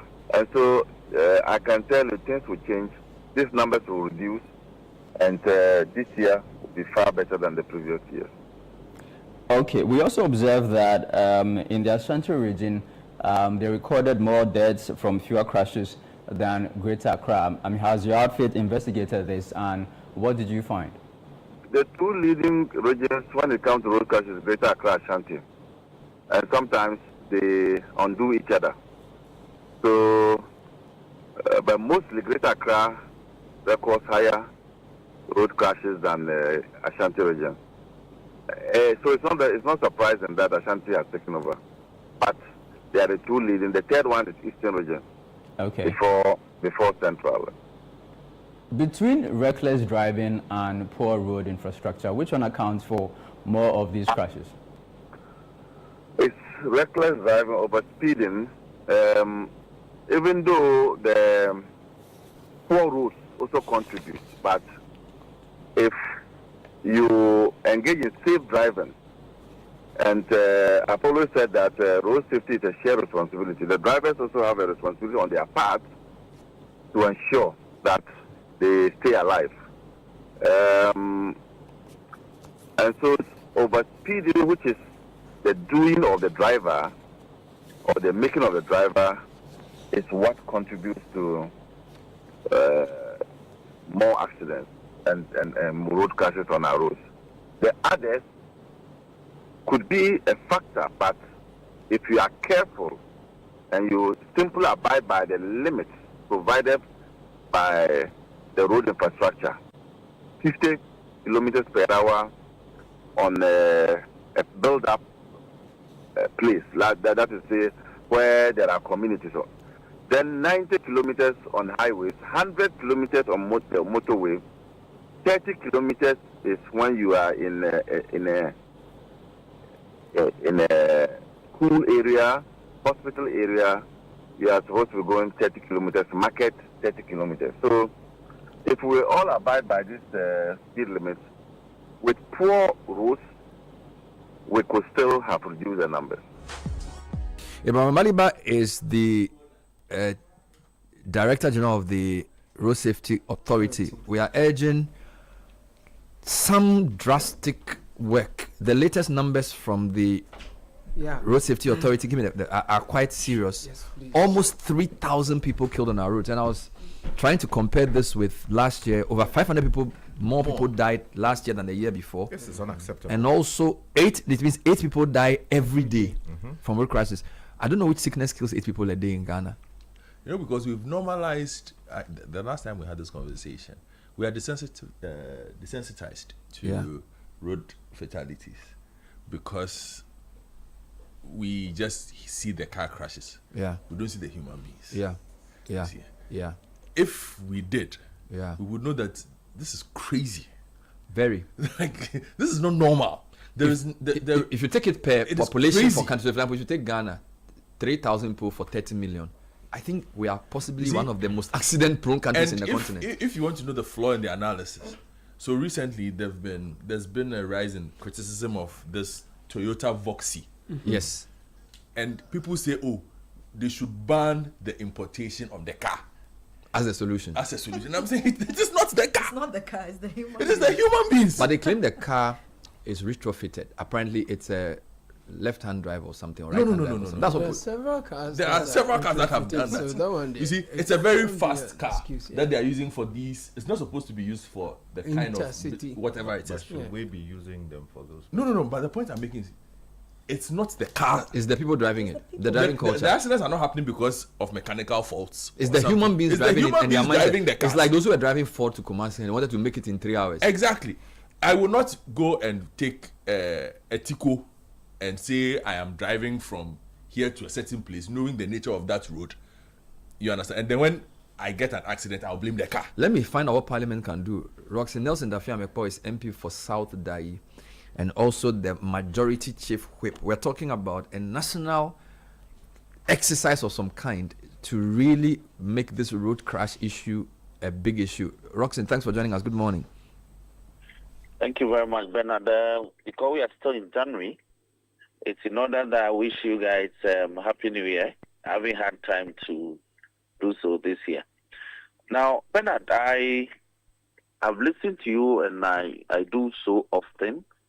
I particularly have had problems with the nature of the road fatality statistics that is put out.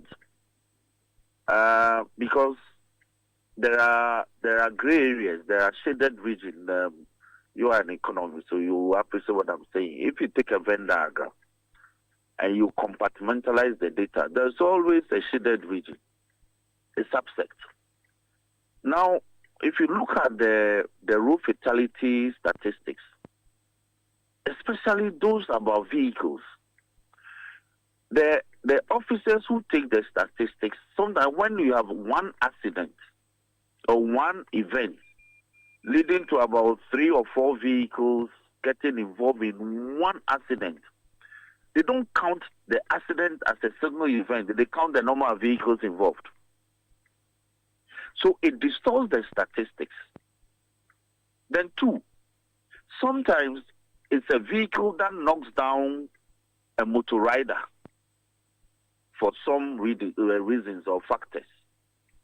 Now, they don't count the accident as a single event. They'll count the motor rider and maybe the passenger or whoever is on a motor with the person, as well as the vehicle involved.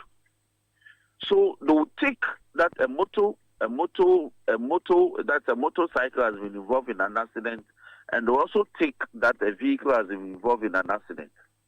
So even though the accident was one event, they'll be counting 2 or 3 vehicles or motor machines involved. It's distorting our data. So are you suggesting that they are overstating the situation? Exactly. Because what we should be saying is that the number of persons who are relying on motorcycles for transportation has been phenomenal. But if you go to our rural areas, let me give you some data across the country. If you get to Kwando Toko, you sit on the pontoon. If you get to Agodake in a front plate, that's like Agodake. If you are going to no, but Roxy, before we go there, there's a road safety. Hold on, there's a road safety authority that has been producing road statistics for years. Yes. This your flaw you've noticed in terms of what you claim to be an overstating. To what end? Yes. Is there an alternative data? Because we are discussing the seriousness of road crashes. So if you call in to say, well, the way they record the data overstates the point, then basically you're telling me that road crashes are not as serious as they are supposed to be. So we should find something else to talk about. That's what you're telling me. The point. That is not the point at all. I am saying that they should convey the accurate data, because I have confronted them in Parliament committee hearings. I've put apart the figures, and I said no. If you do that, you distort. Okay, but don't forget that the lead indicator I'm using today is number of people who are dead. That one has not been overstated. So even if they say there are 6 crashes instead of 3, if 2,900 people are dying, I don't know where your point around if an accident comes and there are 3 cars and therefore don't forget that the most important indicator for the conversation is about the fatality. Yes, and that one you have not contested. No, yes, it's about the fatalities. But what do we do? If, for instance, especially when we're considering the road traffic amendment regulations and law in Parliament, these matters came up. So we are saying that the focus should be on the users of the motor vehicles and the motorcycles. If a driver is not in seatbelt, or the driver does not do regular maintenance, and is descending a Buri towards Oyarifa, and he has a problem, we should be able to know that was the cause. Then if a motor rider carries 2 persons who are not in helmet, and there's a bump on the road, and they fall off and they crash their heads on the tarmac, and they died, we should be able to know that these were the causes. So the data should be accurate. That was the essence of the I was hoping you were going to tell us how you would use your mobilizing power as chief whip in Parliament to mainstream the discussion on road safety. Yes, so that is my next support the work of Ibrahim Amaliba as DVLA NRSA boss, so that we can reduce these serious fatality numbers. So please do that for me. That's why I called you actually. That is the essence of what Amaliba brought to Parliament, and we did for him. That is to amend the road traffic law to regularize the use of motorcycles, but with more safety regulations. That is, you cannot be on a motorbike without a helmet. You can't carry another person on a motorbike without a helmet. What we see, the specter of what we see now is that you can see 4, 3 or 2 persons on a motorbike, none is in the helmet. And anytime have you given the authority the resources to implement that? He said to us on the interview yesterday that last year they couldn't even do a road safety campaign, and he believes that one of the reasons why the numbers went up was that campaign usually reminds drivers of their responsibility. They couldn't do it last year. Yeah, but this year they've been allocated some good resources within the 2026 budget. We just passed the budget. We are still in January. I'm sure that the ministry is in the process of loading the budget onto the gift mix. And if you interrogate the Road Safety Authority's component of that budget, I think they have some good money to do some very good work this year. There are some who are worried that there are some, because of time, there are some who are worried that this attempt to make Okada legal and making sort of regularizing them is going to worsen our fatality statistics, because even if you say you are going to regulate it, the people and the way they ride, it's going to take a lot of training. I mean, I've told you, I went to Togo a few months ago. The way they ride is completely different from when I crossed the border back to my own country. So if you are going to legalize this thing, you haven't done any training, you haven't resourced the people, it's going to actually cause more deaths. No, Bernard, the juxtaposition rather is that motor riding in Togo has been regulated or regularized long before now. So it's a certain culture that has been inculcated in the people over the years that, yes, by all means be on the motorbike, but you must observe the road traffic regulations. It's the same thing we are borrowing here. That it is time that we regularize the use of motorbikes for commercial purposes on our roads. It's not as if motorbike is not regulated by, but it's the commercialization. So we are inculcating the people the fact that you can use motorbike for commercial purposes, but you must do so within certain regulations. What is that? You cannot ride it without a license. We have also indicated the age at which you can procure the license, the training you must have, the training techniques that you must be exposed to, the culture on the road. So it's up to the implementation agencies now to give effect to what Parliament has recently given the Road Safety Authority to implement. They need the assistance. All right. I will come back to this point. Yeah. And this was just an intervention, so I'll thank you for now. Yes. We've been talking to the my majority chief whip of Parliament on this road crash issue. I'm going to read a comment from the chief executive of CATS. He says, Bernard, good morning. Even if the WHO methodology were applied in calculating road crashes, the reported figures would actually be tripled. Put the numbers in perspective. Nearly 3,000 deaths in 12 months equal about 173 minibuses carrying 15 passengers each. The same number equals about 78 SCT or VIP buses carrying 33 passengers each. This represents repeated mass casualties, events occurring throughout the year. Despite the scale of the loss, funds earmarked for road safety monitoring and enforcement did not leave the road fund. The road fund board itself was inaugurated only earlier this month. The police, MTTD, and NRSA lack the resources required for effective enforcement. With Okada now legal, enforcement demands will rise sharply without substantial investment. Fatalities will increase. Road design remains a core structural problem. Many roads are built with little or no safety considerations. Only after lives are lost do we add footbridges and traffic lights. This is Apia Adomako. Let me breathe. When I come back, we'll continue. I don't want to. No, we'll come back. Time. This is the Citi Breakfast Show. Don't forget, we have David Ofosu-Dorte for Effective Living series. We also have a big announcement to make, so stay with us. This is the Citi Breakfast Show, the city's biggest conversation. Where do your hopes and dreams take flight? The money you've earned, the future shining bright. At Petra, we're not just here for your retirement plan. We are here for the life you've imagined and then some. From your child's education to your dream home's door, we'll help you achieve what you're striving for. Petra is here, steady and strong. Your wealth in safe hands, where it belongs. With investments that grow at rates that compete, we build your future with every heartbeat. That's Petra, your partner.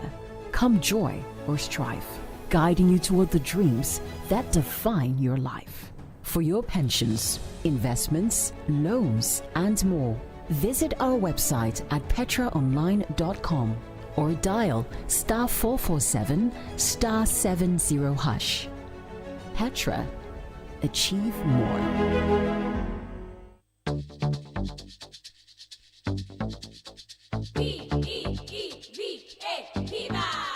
The sun Looking for a burst of flavor in every sip?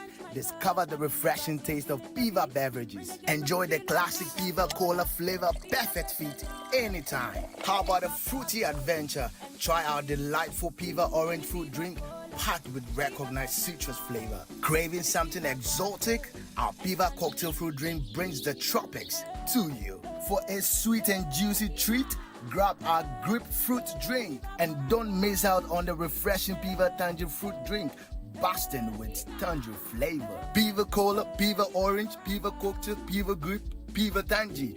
Grab yours today. Available now at your local store. Call us on 055 00 32231.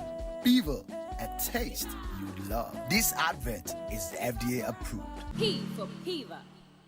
When you hit the road, anything can happen. Drive with motor insurance that's fast, reliable, and always there when it matters. Whether it is comprehensive motor insurance, third-party fire and theft, or third-party only, Provident Insurance will sort you out. Insure or renew from January to March and enjoy fuel coupons and exclusive branded souvenirs. Terms and conditions apply. Drive confident, drive protected. Visit any Provident Insurance branch nationwide, our agency outlets, or licensed brokers. You can also call 050-937-4928 for inquiries or visit providencegh.com for more information. Remember, Ghana card is required for individuals and TIN number for corporate clients and for all motor insurance transactions in line with NIC directives. With Provident, plan your cover. Looking to study at a trusted university with strong values-based education? Welcome to Heritage Christian University, located in Accra and fully accredited by the Ghana Tertiary Education Commission. At Heritage Christian University, we offer more than a degree. You will learn from experienced scholar practitioners, gain professional certifications, and enjoy en-suite hostel facilities in a safe, secure campus. We offer affordable programs in nursing, midwifery, computer science, multimedia, IT, communication, psychology, theology, and business administration. Enjoy hands-on learning, professional certifications, and top-up options for WAS, HND, and diploma holders. Mature students over 25 are also welcome. Admissions are open for January, March, and September. Get started today. Apply online at www.hcu.edu.gh. For enquiries, WhatsApp us on +233 547 777 731 or +233 202 298 399. This is the City Breakfast Show, the city's biggest conversation. 925 Music.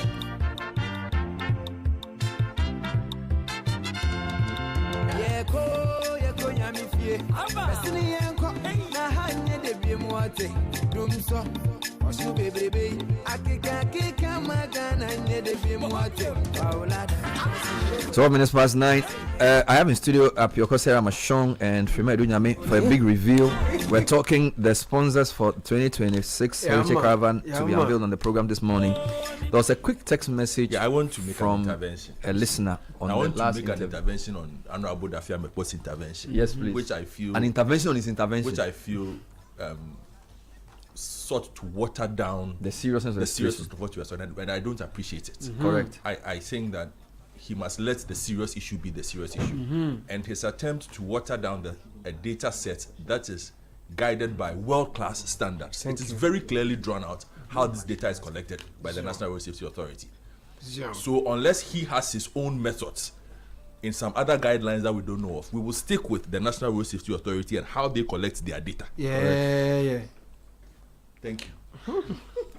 Thank you very much, Godfred. All right, so in studio I have Frima Edunyame, who's head of events and partnerships here at Citi FM Channel 1, and Pioko Sarah Mashong, who's head of programs production. Ladies, welcome to the program. Thank you, Bernard. So, good morning. What's the good news this morning? We announced the date for the caravan, 1st to 10th March, of the 1st to 8th March. We announced the route as well. Yes. And we opened the registration and we got sold out in 5 hours. Good.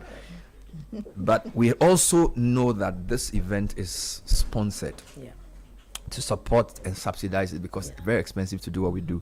So just confirm again the details of the caravan and then let's know who is supporting us this year.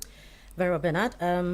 Good morning to you again, and we are very excited. You know, for me, when it comes to let's go somewhere, I don't even ask where. I get up, you know, because I don't like sitting at one place. So let's go, miss. Let's go. You know, and the caravan is on. In fact, this morning I got someone asking me, can you share the details of the caravan? And I asked which one. Is it next year or 2028 or is that all this? I said, nah, this year they are too late. So the caravan is coming on. And we are very excited and very delighted to unveil our sponsors. You've rightly mentioned that a caravan is very expensive, so we subsidize it highly. And we have these sponsors who come in to ensure that we give the experience that we promise our patrons. And so coming on board once again, you know, we have some sponsors who keep coming over and over and over again, and we really do appreciate this.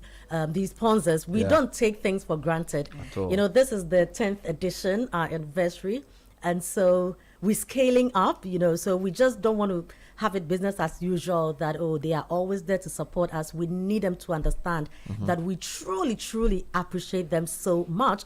So in no particular order, our first sponsor is Hollard Insurance. So they are back again. Hollard is back. You know, now I wish the bell was here so that we could just do the needful and be cool. You know, so Hollard is. You're not doing your work. No, you're not doing it at all. You know. So Hollard is on, and it's very important for us to have an insurance company because of the nature of the trip. You know, we are on. So the they road. insure. So they insure the individuals and the vehicle. Everything. And they also you know. take part in the fun. And even sometimes we extend it to that, the antelopes and elephants at Mole National Park, you know. So Hollard is on, you know, this year as well. We are very, very excited about it. We thank the team from Hollard. We look forward to their participation. Yeah. You know, they had a lady on my caravan called Agatha. Oh, Agatha, mommy. You know, there's a story to the Agatha, but here be roadside. We'll talk later. Yes. All right. And it's interesting you are in their color today. Yes, I'm in Hollard colors. Yes. Purple. Yeah. Wonderful. Purple, So that's our one sponsor. Yes. Who else is sponsoring this year? So we also have, again, this is in no particular order, but a round of applause for Omni Basic Bank. Wonderful. And somebody I think say, this is their third straight year. It is. And somebody say, why would a bank sponsor? Well, Omni Basic says they are not just another bank. So they do things that banks typically don't do.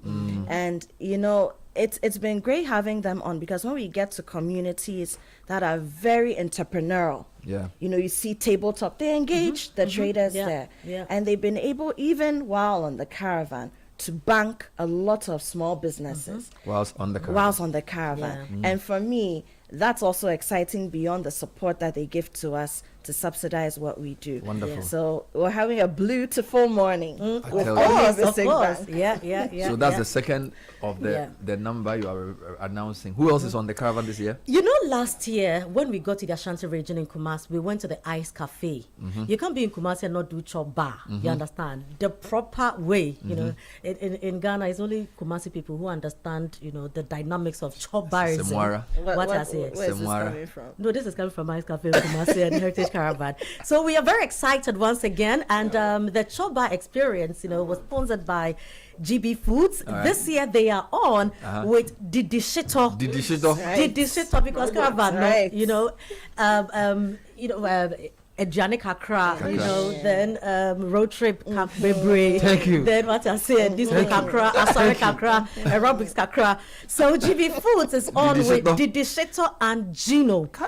You know, so we are still eating. And I would say that when it comes to the Heritage Caravan, you know, we promise our patrons breakfast and dinner. They are supposed to take care of their lunch. But the thing is, out of the 8 days, about 5 of the 8 days, we are still giving lunch, you know.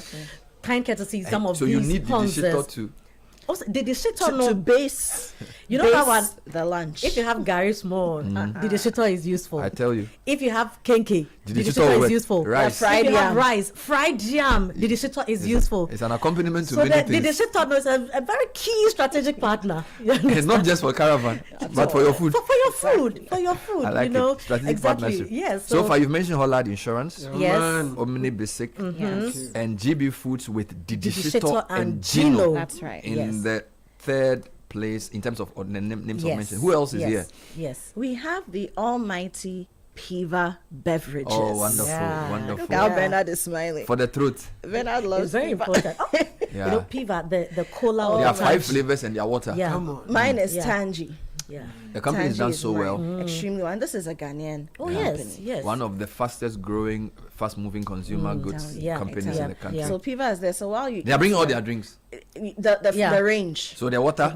Yes. And all the others. So even water for your Gary. You ask the me. Gary that you're going to use the shito, no. Yeah. is there. And then when you eat, you need to wash it down properly. And you see, it's not every time you want to wash down with water. I hear you. Sometimes you want to know that you are enjoying yourself. Mhm. I And feel so you. you have to drink the Piva. Water has its role, you know. Of course. Piva Cola has its role. There you go. A you Piva know. Tangy. Thank you very much. Is this their first time on? No, Piva was on last year, and in fact, they followed us with their pickup. You know, So Piva They is on for a spoiled second us. time. They are on again. They spoiled Wonderful. us, and they will spoil us more.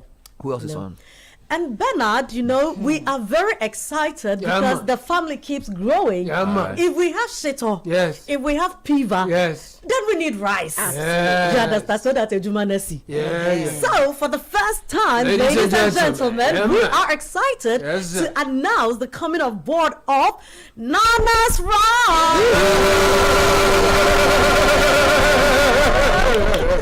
You know, so Nana's Rice is on this time around. You know, Intino. Yes. We have Shito. We're waiting for Shito. No, yeah, the We baby just need- day. we just need You know. sardine. Exactly. That's all. No, Jimmy Food is listening. We you know. just need sardine. But the Nana Rice people, Yes. Nana's Rice, you know, they also have proteins and other Plenty things that they things. do. Yeah, so they're not Tomatoes just and things. they're not just bringing Yeah. the rice Yeah. because we already have tin tomatoes Yeah. from Gino. We have We already shito. have shito. Come on. You know, You we have water. We All have you need drinks. is no, you need to share. What has here? Party no is done. You know, we after music we have some. So the party is done. So, So Nana's Nana rice, rice, amazing. Yes, Amazing. is on. Nana's Nana's rice is rice is amazing. on. And let's just make sure that we understand this is a made in Ghana rice brand. Of course, And we are still on our Eat Ghana, Build Ghana campaign. So Nana's Rice, we discovered all the way in 2019 when we started this Eat Ghana journey. And here we are. Today they are big enough to sponsor the Heritage Caravan. Absolutely. If there's no story that we should be celebrating this morning, we have to celebrate that. Exactly. Who else is on the bill? All And right. then, you know, when it comes to the Heritage Caravan, it's not your usual. I want to sleep at what time I want, then I wake up. We are very time conscious, you know. So once you hear "let's go," it means that we are going. You understand?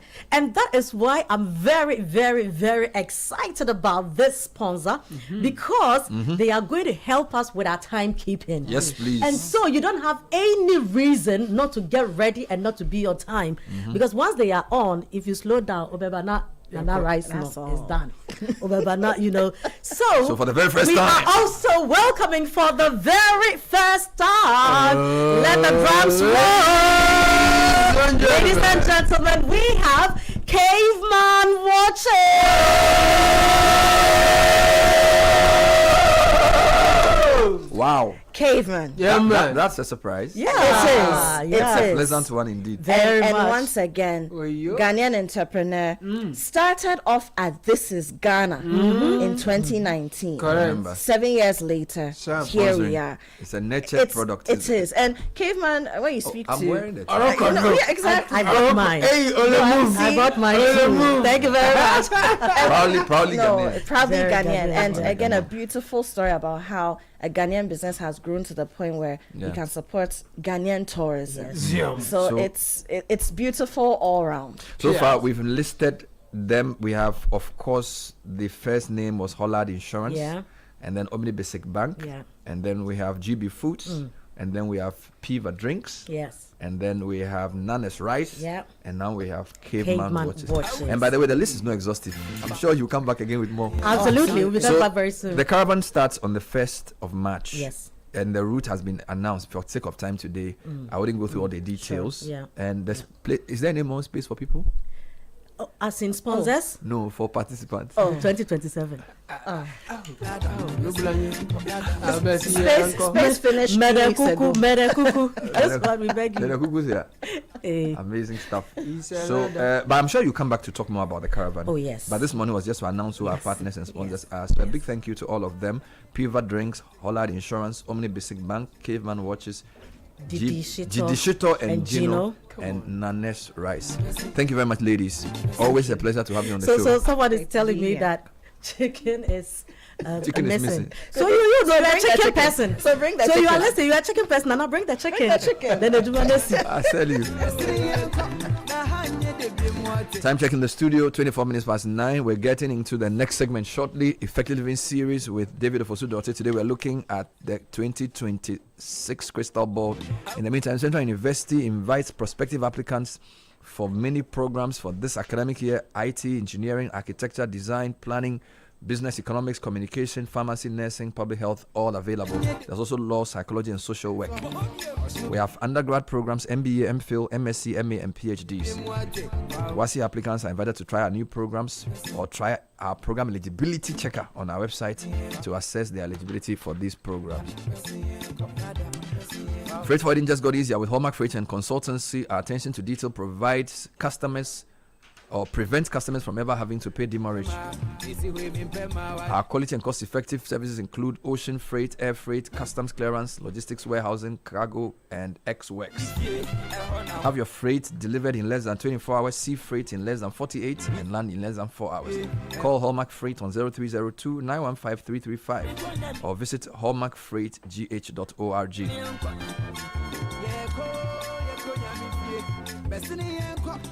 Are you getting good insights from your data for decision making? Join the data analytics and AI revolution and empower your team to work smart and save time. Finex Skills Hub offers hands-on practical training to corporates and individuals in data analytics and Excel and Power BI, AI tools like Copilot and Gemini to help you improve productivity at the office. Reach out to Finex Skills Hub on 0244 782356. That's 0244 782356, or visit our website finexskillshub.com for more information. If you're looking for motor insurance that goes the extra mile, Hollard Insurance has something special for you. Insure your car with Hollard and enjoy extra rewards. New customers get to drive away with free fuel vouchers when they sign up. Existing customers get exclusive gifts when they renew. There's also a 24/7 roadside assistance for everyone. Call Hollard on 0800 444 999. That's 0800 444 999. Visit Hollard Insurance office or speak to your broker. Hollard Insurance, you've got you covered. Litina Travel is taking Team Ghana to the biggest global football event on the planet. It's in America, Canada, and Mexico. Litina Travel package includes visa to watch all 3 group stage matches, 3 official match tickets, return charter flight, hotel accommodation, travel insurance, and exclusive access to business networking events across the 3 host nations. This is not just a trip, it's history in the making. Call Litina on 020 522-9553. Litina is your gateway to the 2026 World Cup in the USA, Canada, and Mexico. When we come back, we'll be talking 2026 in preview. David Ofosu-Dorte is the founder and head of AB and David. He hosted a conference last week, the Crystal Ball Africa, where he came up with some very, very interesting trends. He says the world is moving from a unipolar, bipolar to a multipolar world with some very interesting focus areas. When we come back, we'll be speaking to him on today's edition of Effective Living series. Stay with us. This is the Citi Breakfast Show, the city's biggest conversation.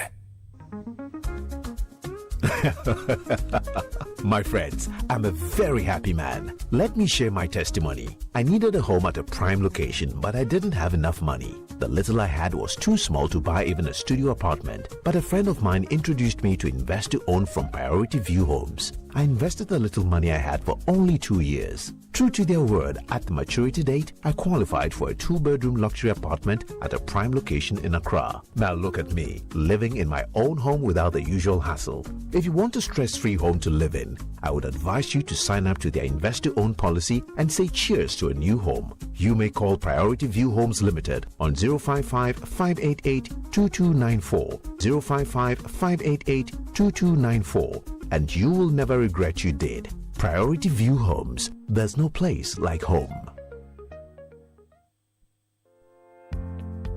New year, new goals, new beginnings. Admissions are now open for our January intake at Lancaster University, Ghana. Experience world-class learning, vibrant campus life, and a global community, all in Ghana. For more information, contact us at +233 030 211 8989 or send an email to admissions@lancaster.edu.gh. Start your journey with Lancaster University, Ghana. Apply today and shape the future you've been dreaming of. Is there anything better than winning a bet? Well, with Betway's world first bet influencer feature, there is now. When you place a bet with Betway, you will generate a unique code. By sharing these codes, you will earn 4% of every wager in cash. And when word starts spreading, the returns start rising. No matter the outcome, you can score big. It's easy to create your own codes, choose your favorite teams, and send to your friends anytime, anywhere. So, what are you waiting for? Start betting, sharing, and winning with Bet Influencer. Brought to you by Betway. Watch the next video for all the details. Terms and conditions apply. Regulated by the Gaming Commission of Ghana. No under 18. Bet the responsible way. Betway. Get way more.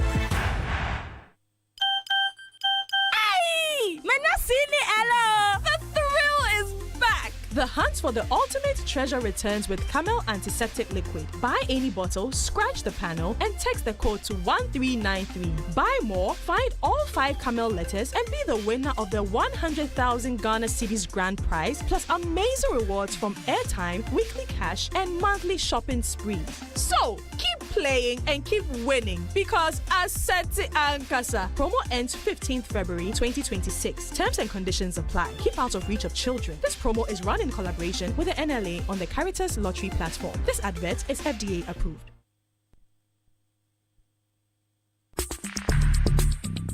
Join the conversation on the City Breakfast Show on Facebook at facebook.com/City97.3, Twitter at twitter.com/City973, and Instagram at instagram.com/City973 with the hashtag CityCBS. This is the City Breakfast Show, the city's biggest conversation. The City Breakfast Show. Rise above the noise. Effective Living series is now on. It's live with my guest. We're looking into the 2026 crystal ball. This week is focused on wrapping up what we started 3 weeks ago. So who's my guest? David Ofosu-Dorte is a senior partner, AB and David. I keep making, is it senior partner? Yes, senior partner. Yes, and it's a multi-country, international legal and consulting firm that's work in many countries. The flagship is the Crystal Ball that they do every January, and I was privileged to moderate the final session with David, where he usually comes in to do his global outlook for the year. But that's in a very different way. It's not just numbers. It's more, where is the world headed, and what are the key trends to look out for. This year he did a very interesting thing. He mentioned specific months we should look out for in the year, and 5 new orders, because everybody is talking about the speech by the Canadian Prime Minister at Davos, that the world order is changing. David agrees, but says it's not a question of just from unipolar to bipolar or multipolar. It's more nuanced than that. David, welcome to the program. Thank you, Bernard. So I just want to start off from where we ended at Crystal Ball, where we all seem to agree that the world has changed or is changing, which is it has changed or is changing in terms of the order. US and the old way we see the world from 1945 to 2025. Is it changing or it has changed? It has changed. I mean, the challenge which I try to point out is that many people are looking for the new one in the same way the current one appeared when the old one changed, the older one changed. And that is what I'm saying is not going to be the case. But Bernard, before we go on, I think it's important to understand the relevance why we do these things. Yes. Because for us, it's about, one, addressing our stakeholders regarding how they should see things, because how they see things also determine how their businesses actually thrive or otherwise. And that is how we thrive if our stakeholders thrive. The second, which is also a very important thing for Africa, which is where, even though we are a global law firm, we are very focused, is that we must add our voice to help Africa rethink how they see things, because it is how you think about things that determine what you do, and that will determine whether Africa remains where it is or become a more significant player in the global system. So even though we're looking at global trends, you're looking at it with the view that African countries and African economies should understand these trends and strategize on the basis of this new reality. This is the focus of the first and foremost, African businesses before we even look at African economies, etc. You know, there is this belief that all politics is local. I don't believe that, actually. I believe all politics is global, but the action is local.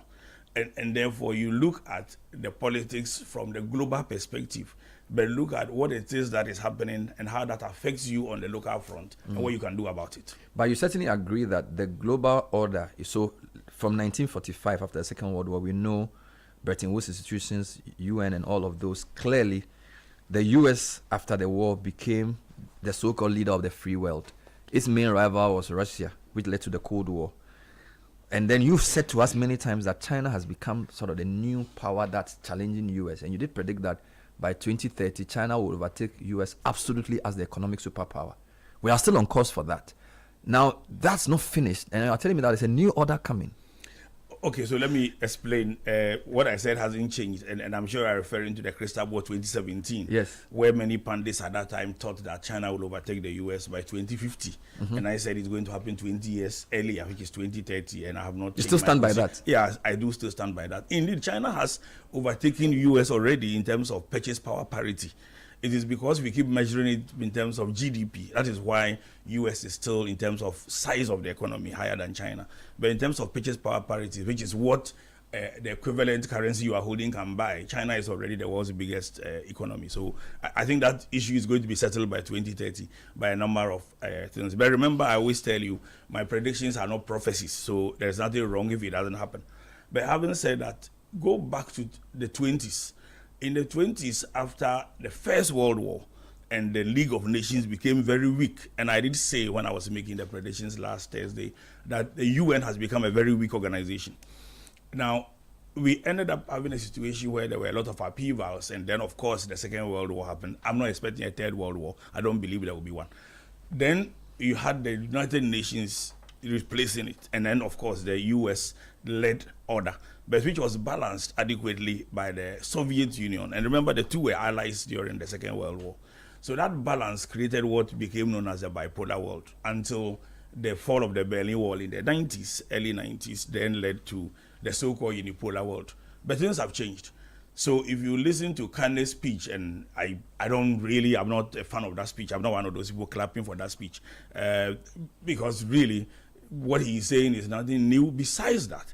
When it benefited the West, they were okay with it. It is only when Trump appears to have turned against them that they are crying foul. So I'm not It's something jumping. people have said a lot. Yeah, of course, he chose a platform to say it at the time they to needed say to what hear we it. have been feeling all this time. The platform is also important. Yeah.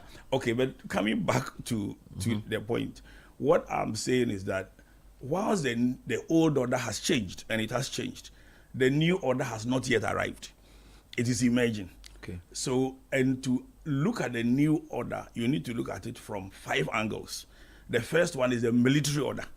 And that military order will still remain in the hands of US, Russia, and China, who will have that balance among, for what you want to call it, a tripolar So military Europe is not order. part of this military order. I think Europe has become quite insignificant. And if you notice, the European leaders are clearly struggling. What is keeping them going is first a lot of hubris and their old attitudes. Yeah, well, nostalgia and hubris all combined together, pushing. So the military order is the first order, Yeah, and in that we have a tripolar one: yes. U.S., Russia, China. Yes. They are the 3 military powers. And then the economic order. Number 2, economic order. Economic order is between U.S. and China. So in the economic order, there are 2. There are only 2. U.S. and China. Yes, you have the likes of India, even Russia, beginning to rise. I don't count Europe very much in that new economic order. And that again should, for example, if you want to localize this, determine how policymakers pay attention. And if you remember, I gave one statistic. For example, whilst AGOA has ended after 25 years, and whilst U.S. import from Africa, as an example, has dropped to about 1.2% of U.S. total imports from the rest of the world. China-Africa trade increased by 7% last year, to $116 billion. And China-Africa trade is increasing, and especially China's offer of free trade. So these forces then determines what you think and what you do in order to take advantage. And you've also said that China has a $250 billion sort of trade arrangement it wants to discuss with various Africans. Yes, and I keep drawing attention to these things because opportunity doesn't belong to those who see it. It belongs to those who take it. And if you don't take the opportunity at the appropriate time, it becomes a commoditized thing and everybody else then go for it. So, yes, go ahead. But let me go on with the rest of the orders. Yes. Then I came to the third order, which I call the resources order. The resources order. Yeah. The resources order come in two forms. It's one form of the resources order is your ability to produce. That actually belongs to China, 35% of global output. There's no anybody contesting it. They produce 35% of the world's global output. Nobody is contesting one country, and they actually keep the global economy going at about 5% growth. And I'm talking about production and value addition. Just take one clear example of rare earth. You see, if you listen to main news, you may be deceived regarding how you think. Everybody will talk about rare earth, but the real thing about rare earth is what you are able to produce, the quality at which you produce rare earth, which only China has the capacity to produce. Even if it comes to military order, the ability to actually produce from the military industrial complex and support war is more likely to belong to China and Russia than America because of the very nature of the political system. And you need to see it that way. So when I talk about the resources order, I'm referring to the production capacity. Again, which is one reason why if I were to come to Africa or Ghana, for example, productivity is quite important to me. The greater your ability to produce, the more you are able to stabilize your economy. And that's how we need to see things. The American economy is strong, all right, but it's finance, strong as finance, just like London, which is a finance capital. But what is backing that finance is the production capacity. Some people even make fun and say even the MAGA hat is produced in China. So that's the. So the resources order has two dimensions: the so production and value addition order. The first one is which China dominates absolutely. The second one is the natural resources order. Okay. Which will explain the likes of Venezuela, Iran. etc., Iran, and so you have Saudi Arabia, oil and gas, and why, for example, DR Congo, Ghana, when it comes to gold, as an example, and other things, cocoa, etc. Which, for example, should explain why Europe is suffering. Because the Russia-Ukraine war, the effect is that you now have to buy gas at higher prices. It affects your production. It creates inflation because you do not have the resources that drives your production. And that's why many companies in Europe are suffering. So the resources order does not necessarily belong to the entity or the country that has the money, but those who can drive production or have natural resources, which is where Africa comes in. So in the resources order, Africa is a player. It's a player, but not significant. Because of the lack of value addition production. Not just that. I just made a statement that the opportunity and advantage doesn't belong to those who have it or those who see it. It's those who take it. Okay. So if you cannot collectively galvanize your strength as a continent and add value or use the resources as a strategic position to negotiate, you don't have the advantage. You don't take the advantage even though you may have it. And Bernard, let me go back. When I hear people talk about critical minerals, etc., and again, you remember at Crystal Ball we discussed these things. Africa has always had the resources. When the world needed strength, human strength to develop, we had it. We were the slaves. We've always had quote and unquote critical minerals. So we do have the resources. But taking advantage is totally different from having advantage. And we need to think about it that way. So you distinguish between the military order, the economic order, and the resources order. And the resource order, you've given two dimensions, which is the production value addition and the natural resources. You have the fourth and the fifth order. So the fourth order is what I call the population order. Population order? Yes, population order. Population is very significant because that is what drives market. Look, we were going to talk about AI, etc., and I'll go to the last order, which will involve AI and the rest. AI itself is not the order, but AI and all those, I will deal with that. But population is significant. AI, as an example, doesn't consume. Let's assume we turn the whole world into a place where everybody is jobless and AI was producing everything. Somebody has to consume it. The larger the ability to consume, the more significant it is. Now, Africa is not a small market. It's a big market which is fragmented. And we confuse fragmented market with a big market. How can 1.4 billion market be small? It's not about the demand, where people talk about effective demand in terms of how much money they have to buy. Even if you were going to get aid to distribute things free, to eat it. That is market. So the mouths to feed. The mouths to feed is close very significant. To where? So things like that. A people's ability to turn their population into a market is quite important, which is why India is growing that fast. Which is why China continues to grow. And again, go back to the 80s. China controlled its population with the one-child policy, moved to 2 children, and now encourages people. I gave some data during the crystal ball. For the first time, China's marriages increased by 8.5%. They are taking a conscious strategy for effort to keep their population growing, because population is important. And what China? They are driving domestic demand as a way of maintaining the growth of the economy, just in case U.S. tariff and the rest, you can still grow through domestic demand. So we should not underrate the importance of population. And just in case you underrate this, let me give you, I keep telling our economists and our leaders tend to overlook certain important factors. I'm going to draw an example in Africa which will surprise you. Why do you think Botswana is not doing as well as it used to do? They are too small. It was Africa's too big economy. I said the smallness is one aspect of it only. Botswana's economy was driven almost entirely by diamonds, because the diamonds were discovered after the colonialists left, etc., etc. And diamonds were in high demand. What happened? During the COVID, the production of lab-produced diamonds increased. Botswana today has a lot of stockpile of diamonds that nobody is buying. But why is nobody buying it? Globally, marriage rates have dropped. These are facts. A drop in marriage rates affects the economy of Botswana. Because people need diamonds for weddings. And it is happening at the same time as the stockpile is there, and therefore the demand is dropped. If you population is a massive issue. These things are not on main news, but that is what determines whether Botswana maintains its economy or not. So in the population order, you mentioned 3 big areas which you believe will dominate. So which is China, India, and Africa, if you see Africa as collective, provided we can understand what a collective population does, because between the 3 of us, that's 51% of the global population. India, China, and Africa is more than half of the world population. Yes, each of us have 1.4 billion, which is approximately 17%.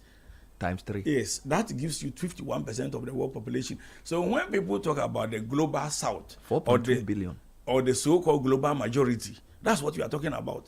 How do you drive this into economy? Which will explain why admission into BRICS, for example, will place Ethiopia above other countries as an example, because that's 80 million people. So when you put the BRICS countries together, what population is that? I think you did mention that the BRICS countries together, they control about 30% of the global population at the moment. Brazil, Russia, India, China. You have to add Argentina and all those countries have been admitted. Saudi, Ethiopia. Ethiopia is a member of the BRICS now. Wow. So this population is an addition to the economic and production factors. We need to turn our population into a market, which is why I don't understand why people don't see Africa as, and please, Bernard, allow me to explain this point. There are many who blame our leaders and wait for our leaders to unite the continent. Continents don't unite from political angles. They unite from business angles. The whole European Union will make much noise about. Who created it? It was the European Steel Commission. They were traders in iron. Germany and France. Who demanded that the politicians should act by bringing them together. So when African businesses begin to see that Africa is one and they so African integration will not start from politics, it will start from business. It has already started, just in case you are not noticing. It's our politicians who are actually slowing us down. It started with religion. Just look at how the churches open all over the place. And then followed by the banks.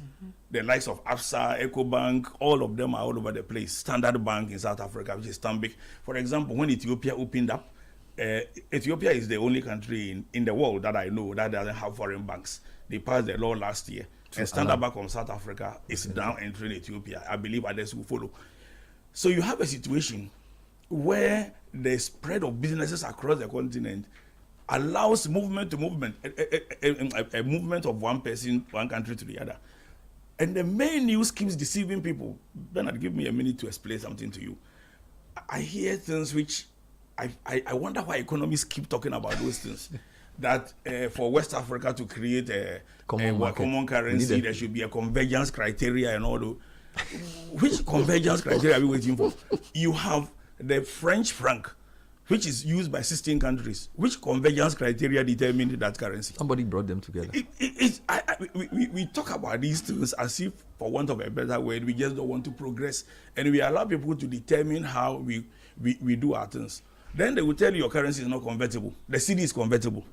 And it's been convertible for a very long time. Let me explain. If you go to Nigeria today and you give somebody a tip in cedis, they prefer it. So when a person is able, and not only I've been to Niger, in Niamey, you can buy things from the street in Ghana City. And now there's even pubs. So so within our own little economy, there are things we can take advantage of. The greater the production, the more our goods are demanded, and the more our goods are paid for within our currency. And with the addition of pubs, you have a situation where diverse things converge to create. I'm not exactly a fan of common currency or not common currency. After even the euro is suffering. It's more the exchange. The exchange. It is the people-to-people exchange, as China would like to call it. You go to Togo, the egg you are eating is made in Ghana, and there are people sitting across the border who are doing arbitrage, selling dollar, franc, and CFA, etc. So we get bogged down with these Western style things, which is not going to, and then we're waiting for convergence criteria instead of taking advantage of this 1.4 billion market.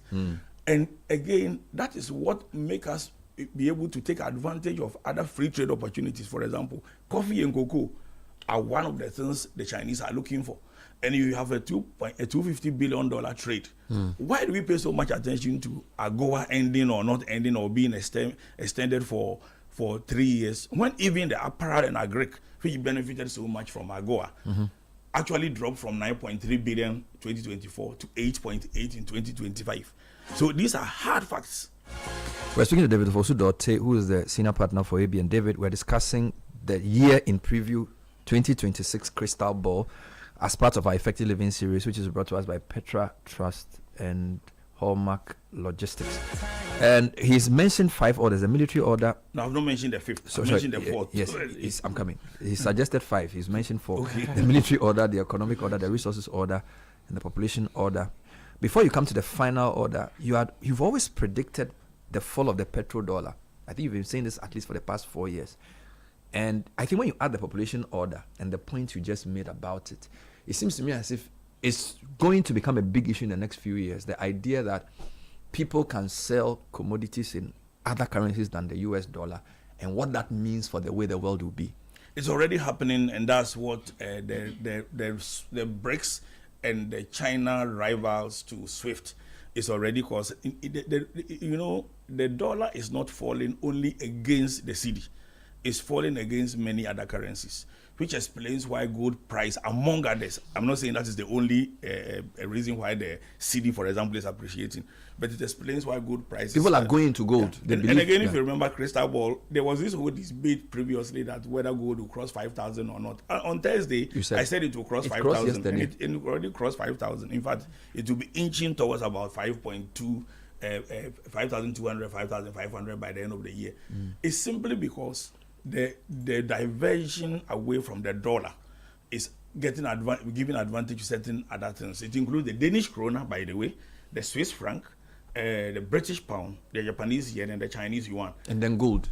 And then gold, of course. Gold is the leader. So and silver. And the yen is appreciating. So the yen also, yes. Yeah. So people are looking for other ways to actually save money. That I think is what is happening, and it's going to continue for a period. But there's a small thing that you need to pay attention to. For the first time, unlike you found between 2008 to about 2014, gold is appreciating. In 2011, it hit 2,000. But this time it's appreciating at the same time that the dollar at times appreciates. In January, both the dollar and the gold appreciated.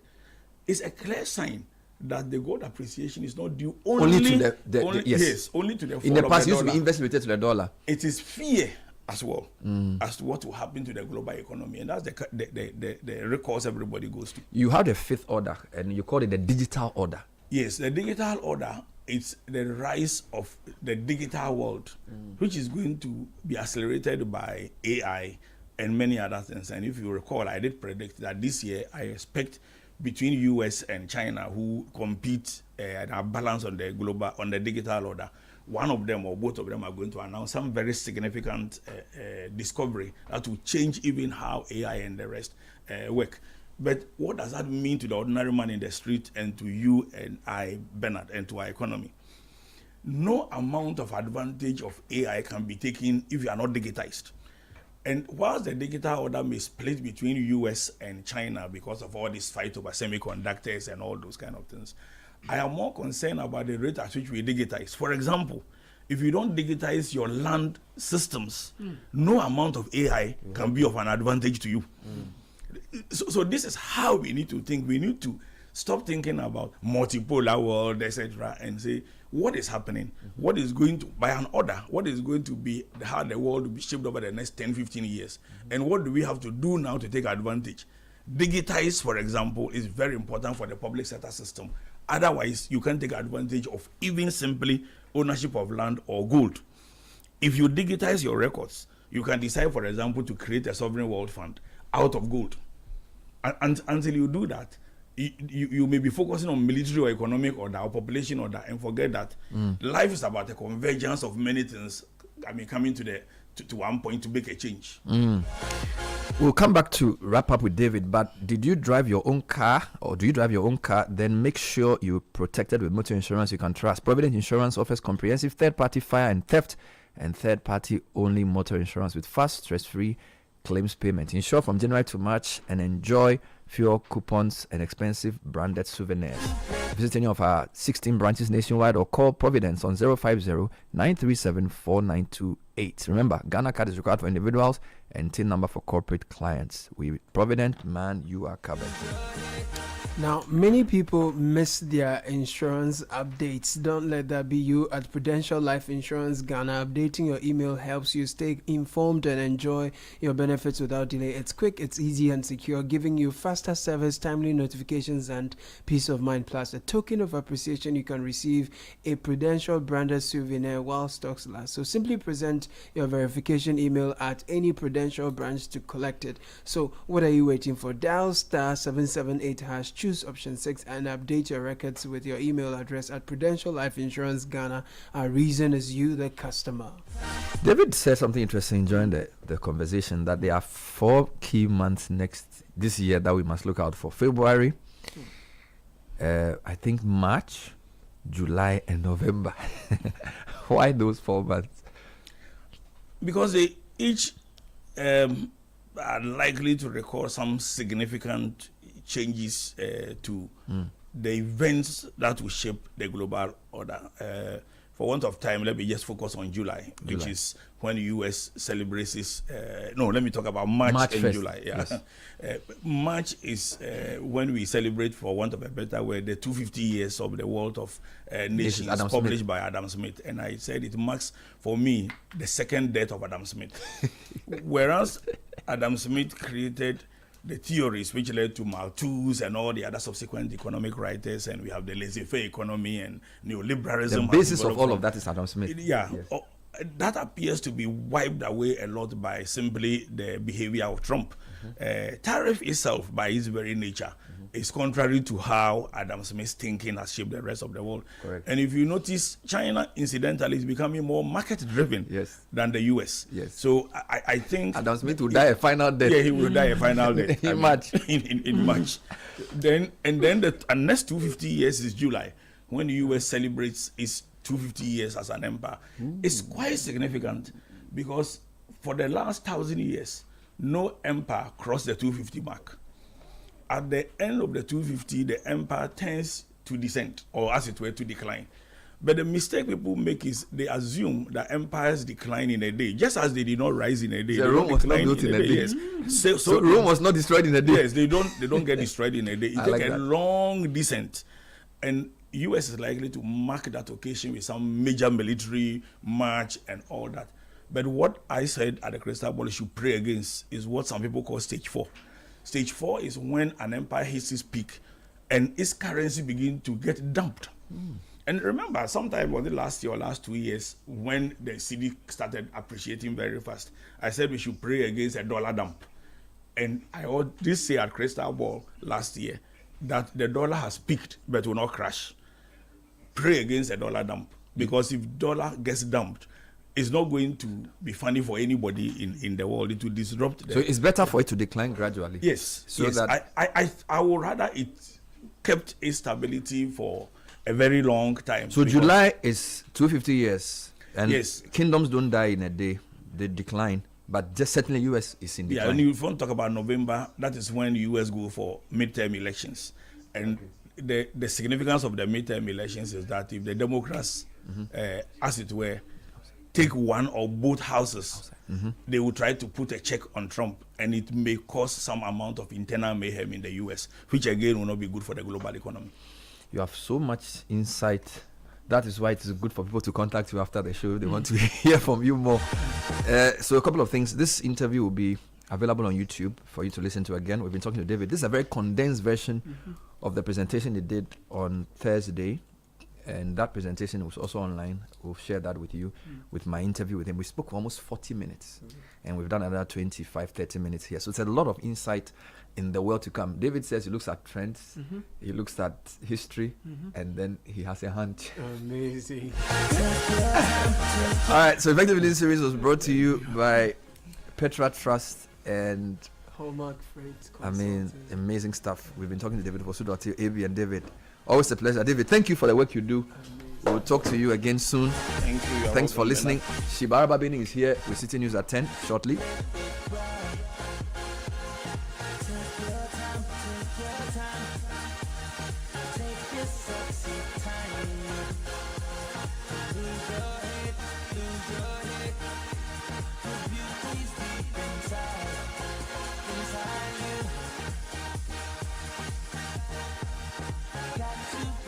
So coming up next is Citi News at 10 with Shibaraba Bening. Good morning, Shiba. Good morning, Bernard, and welcome to Citi News at 10. I am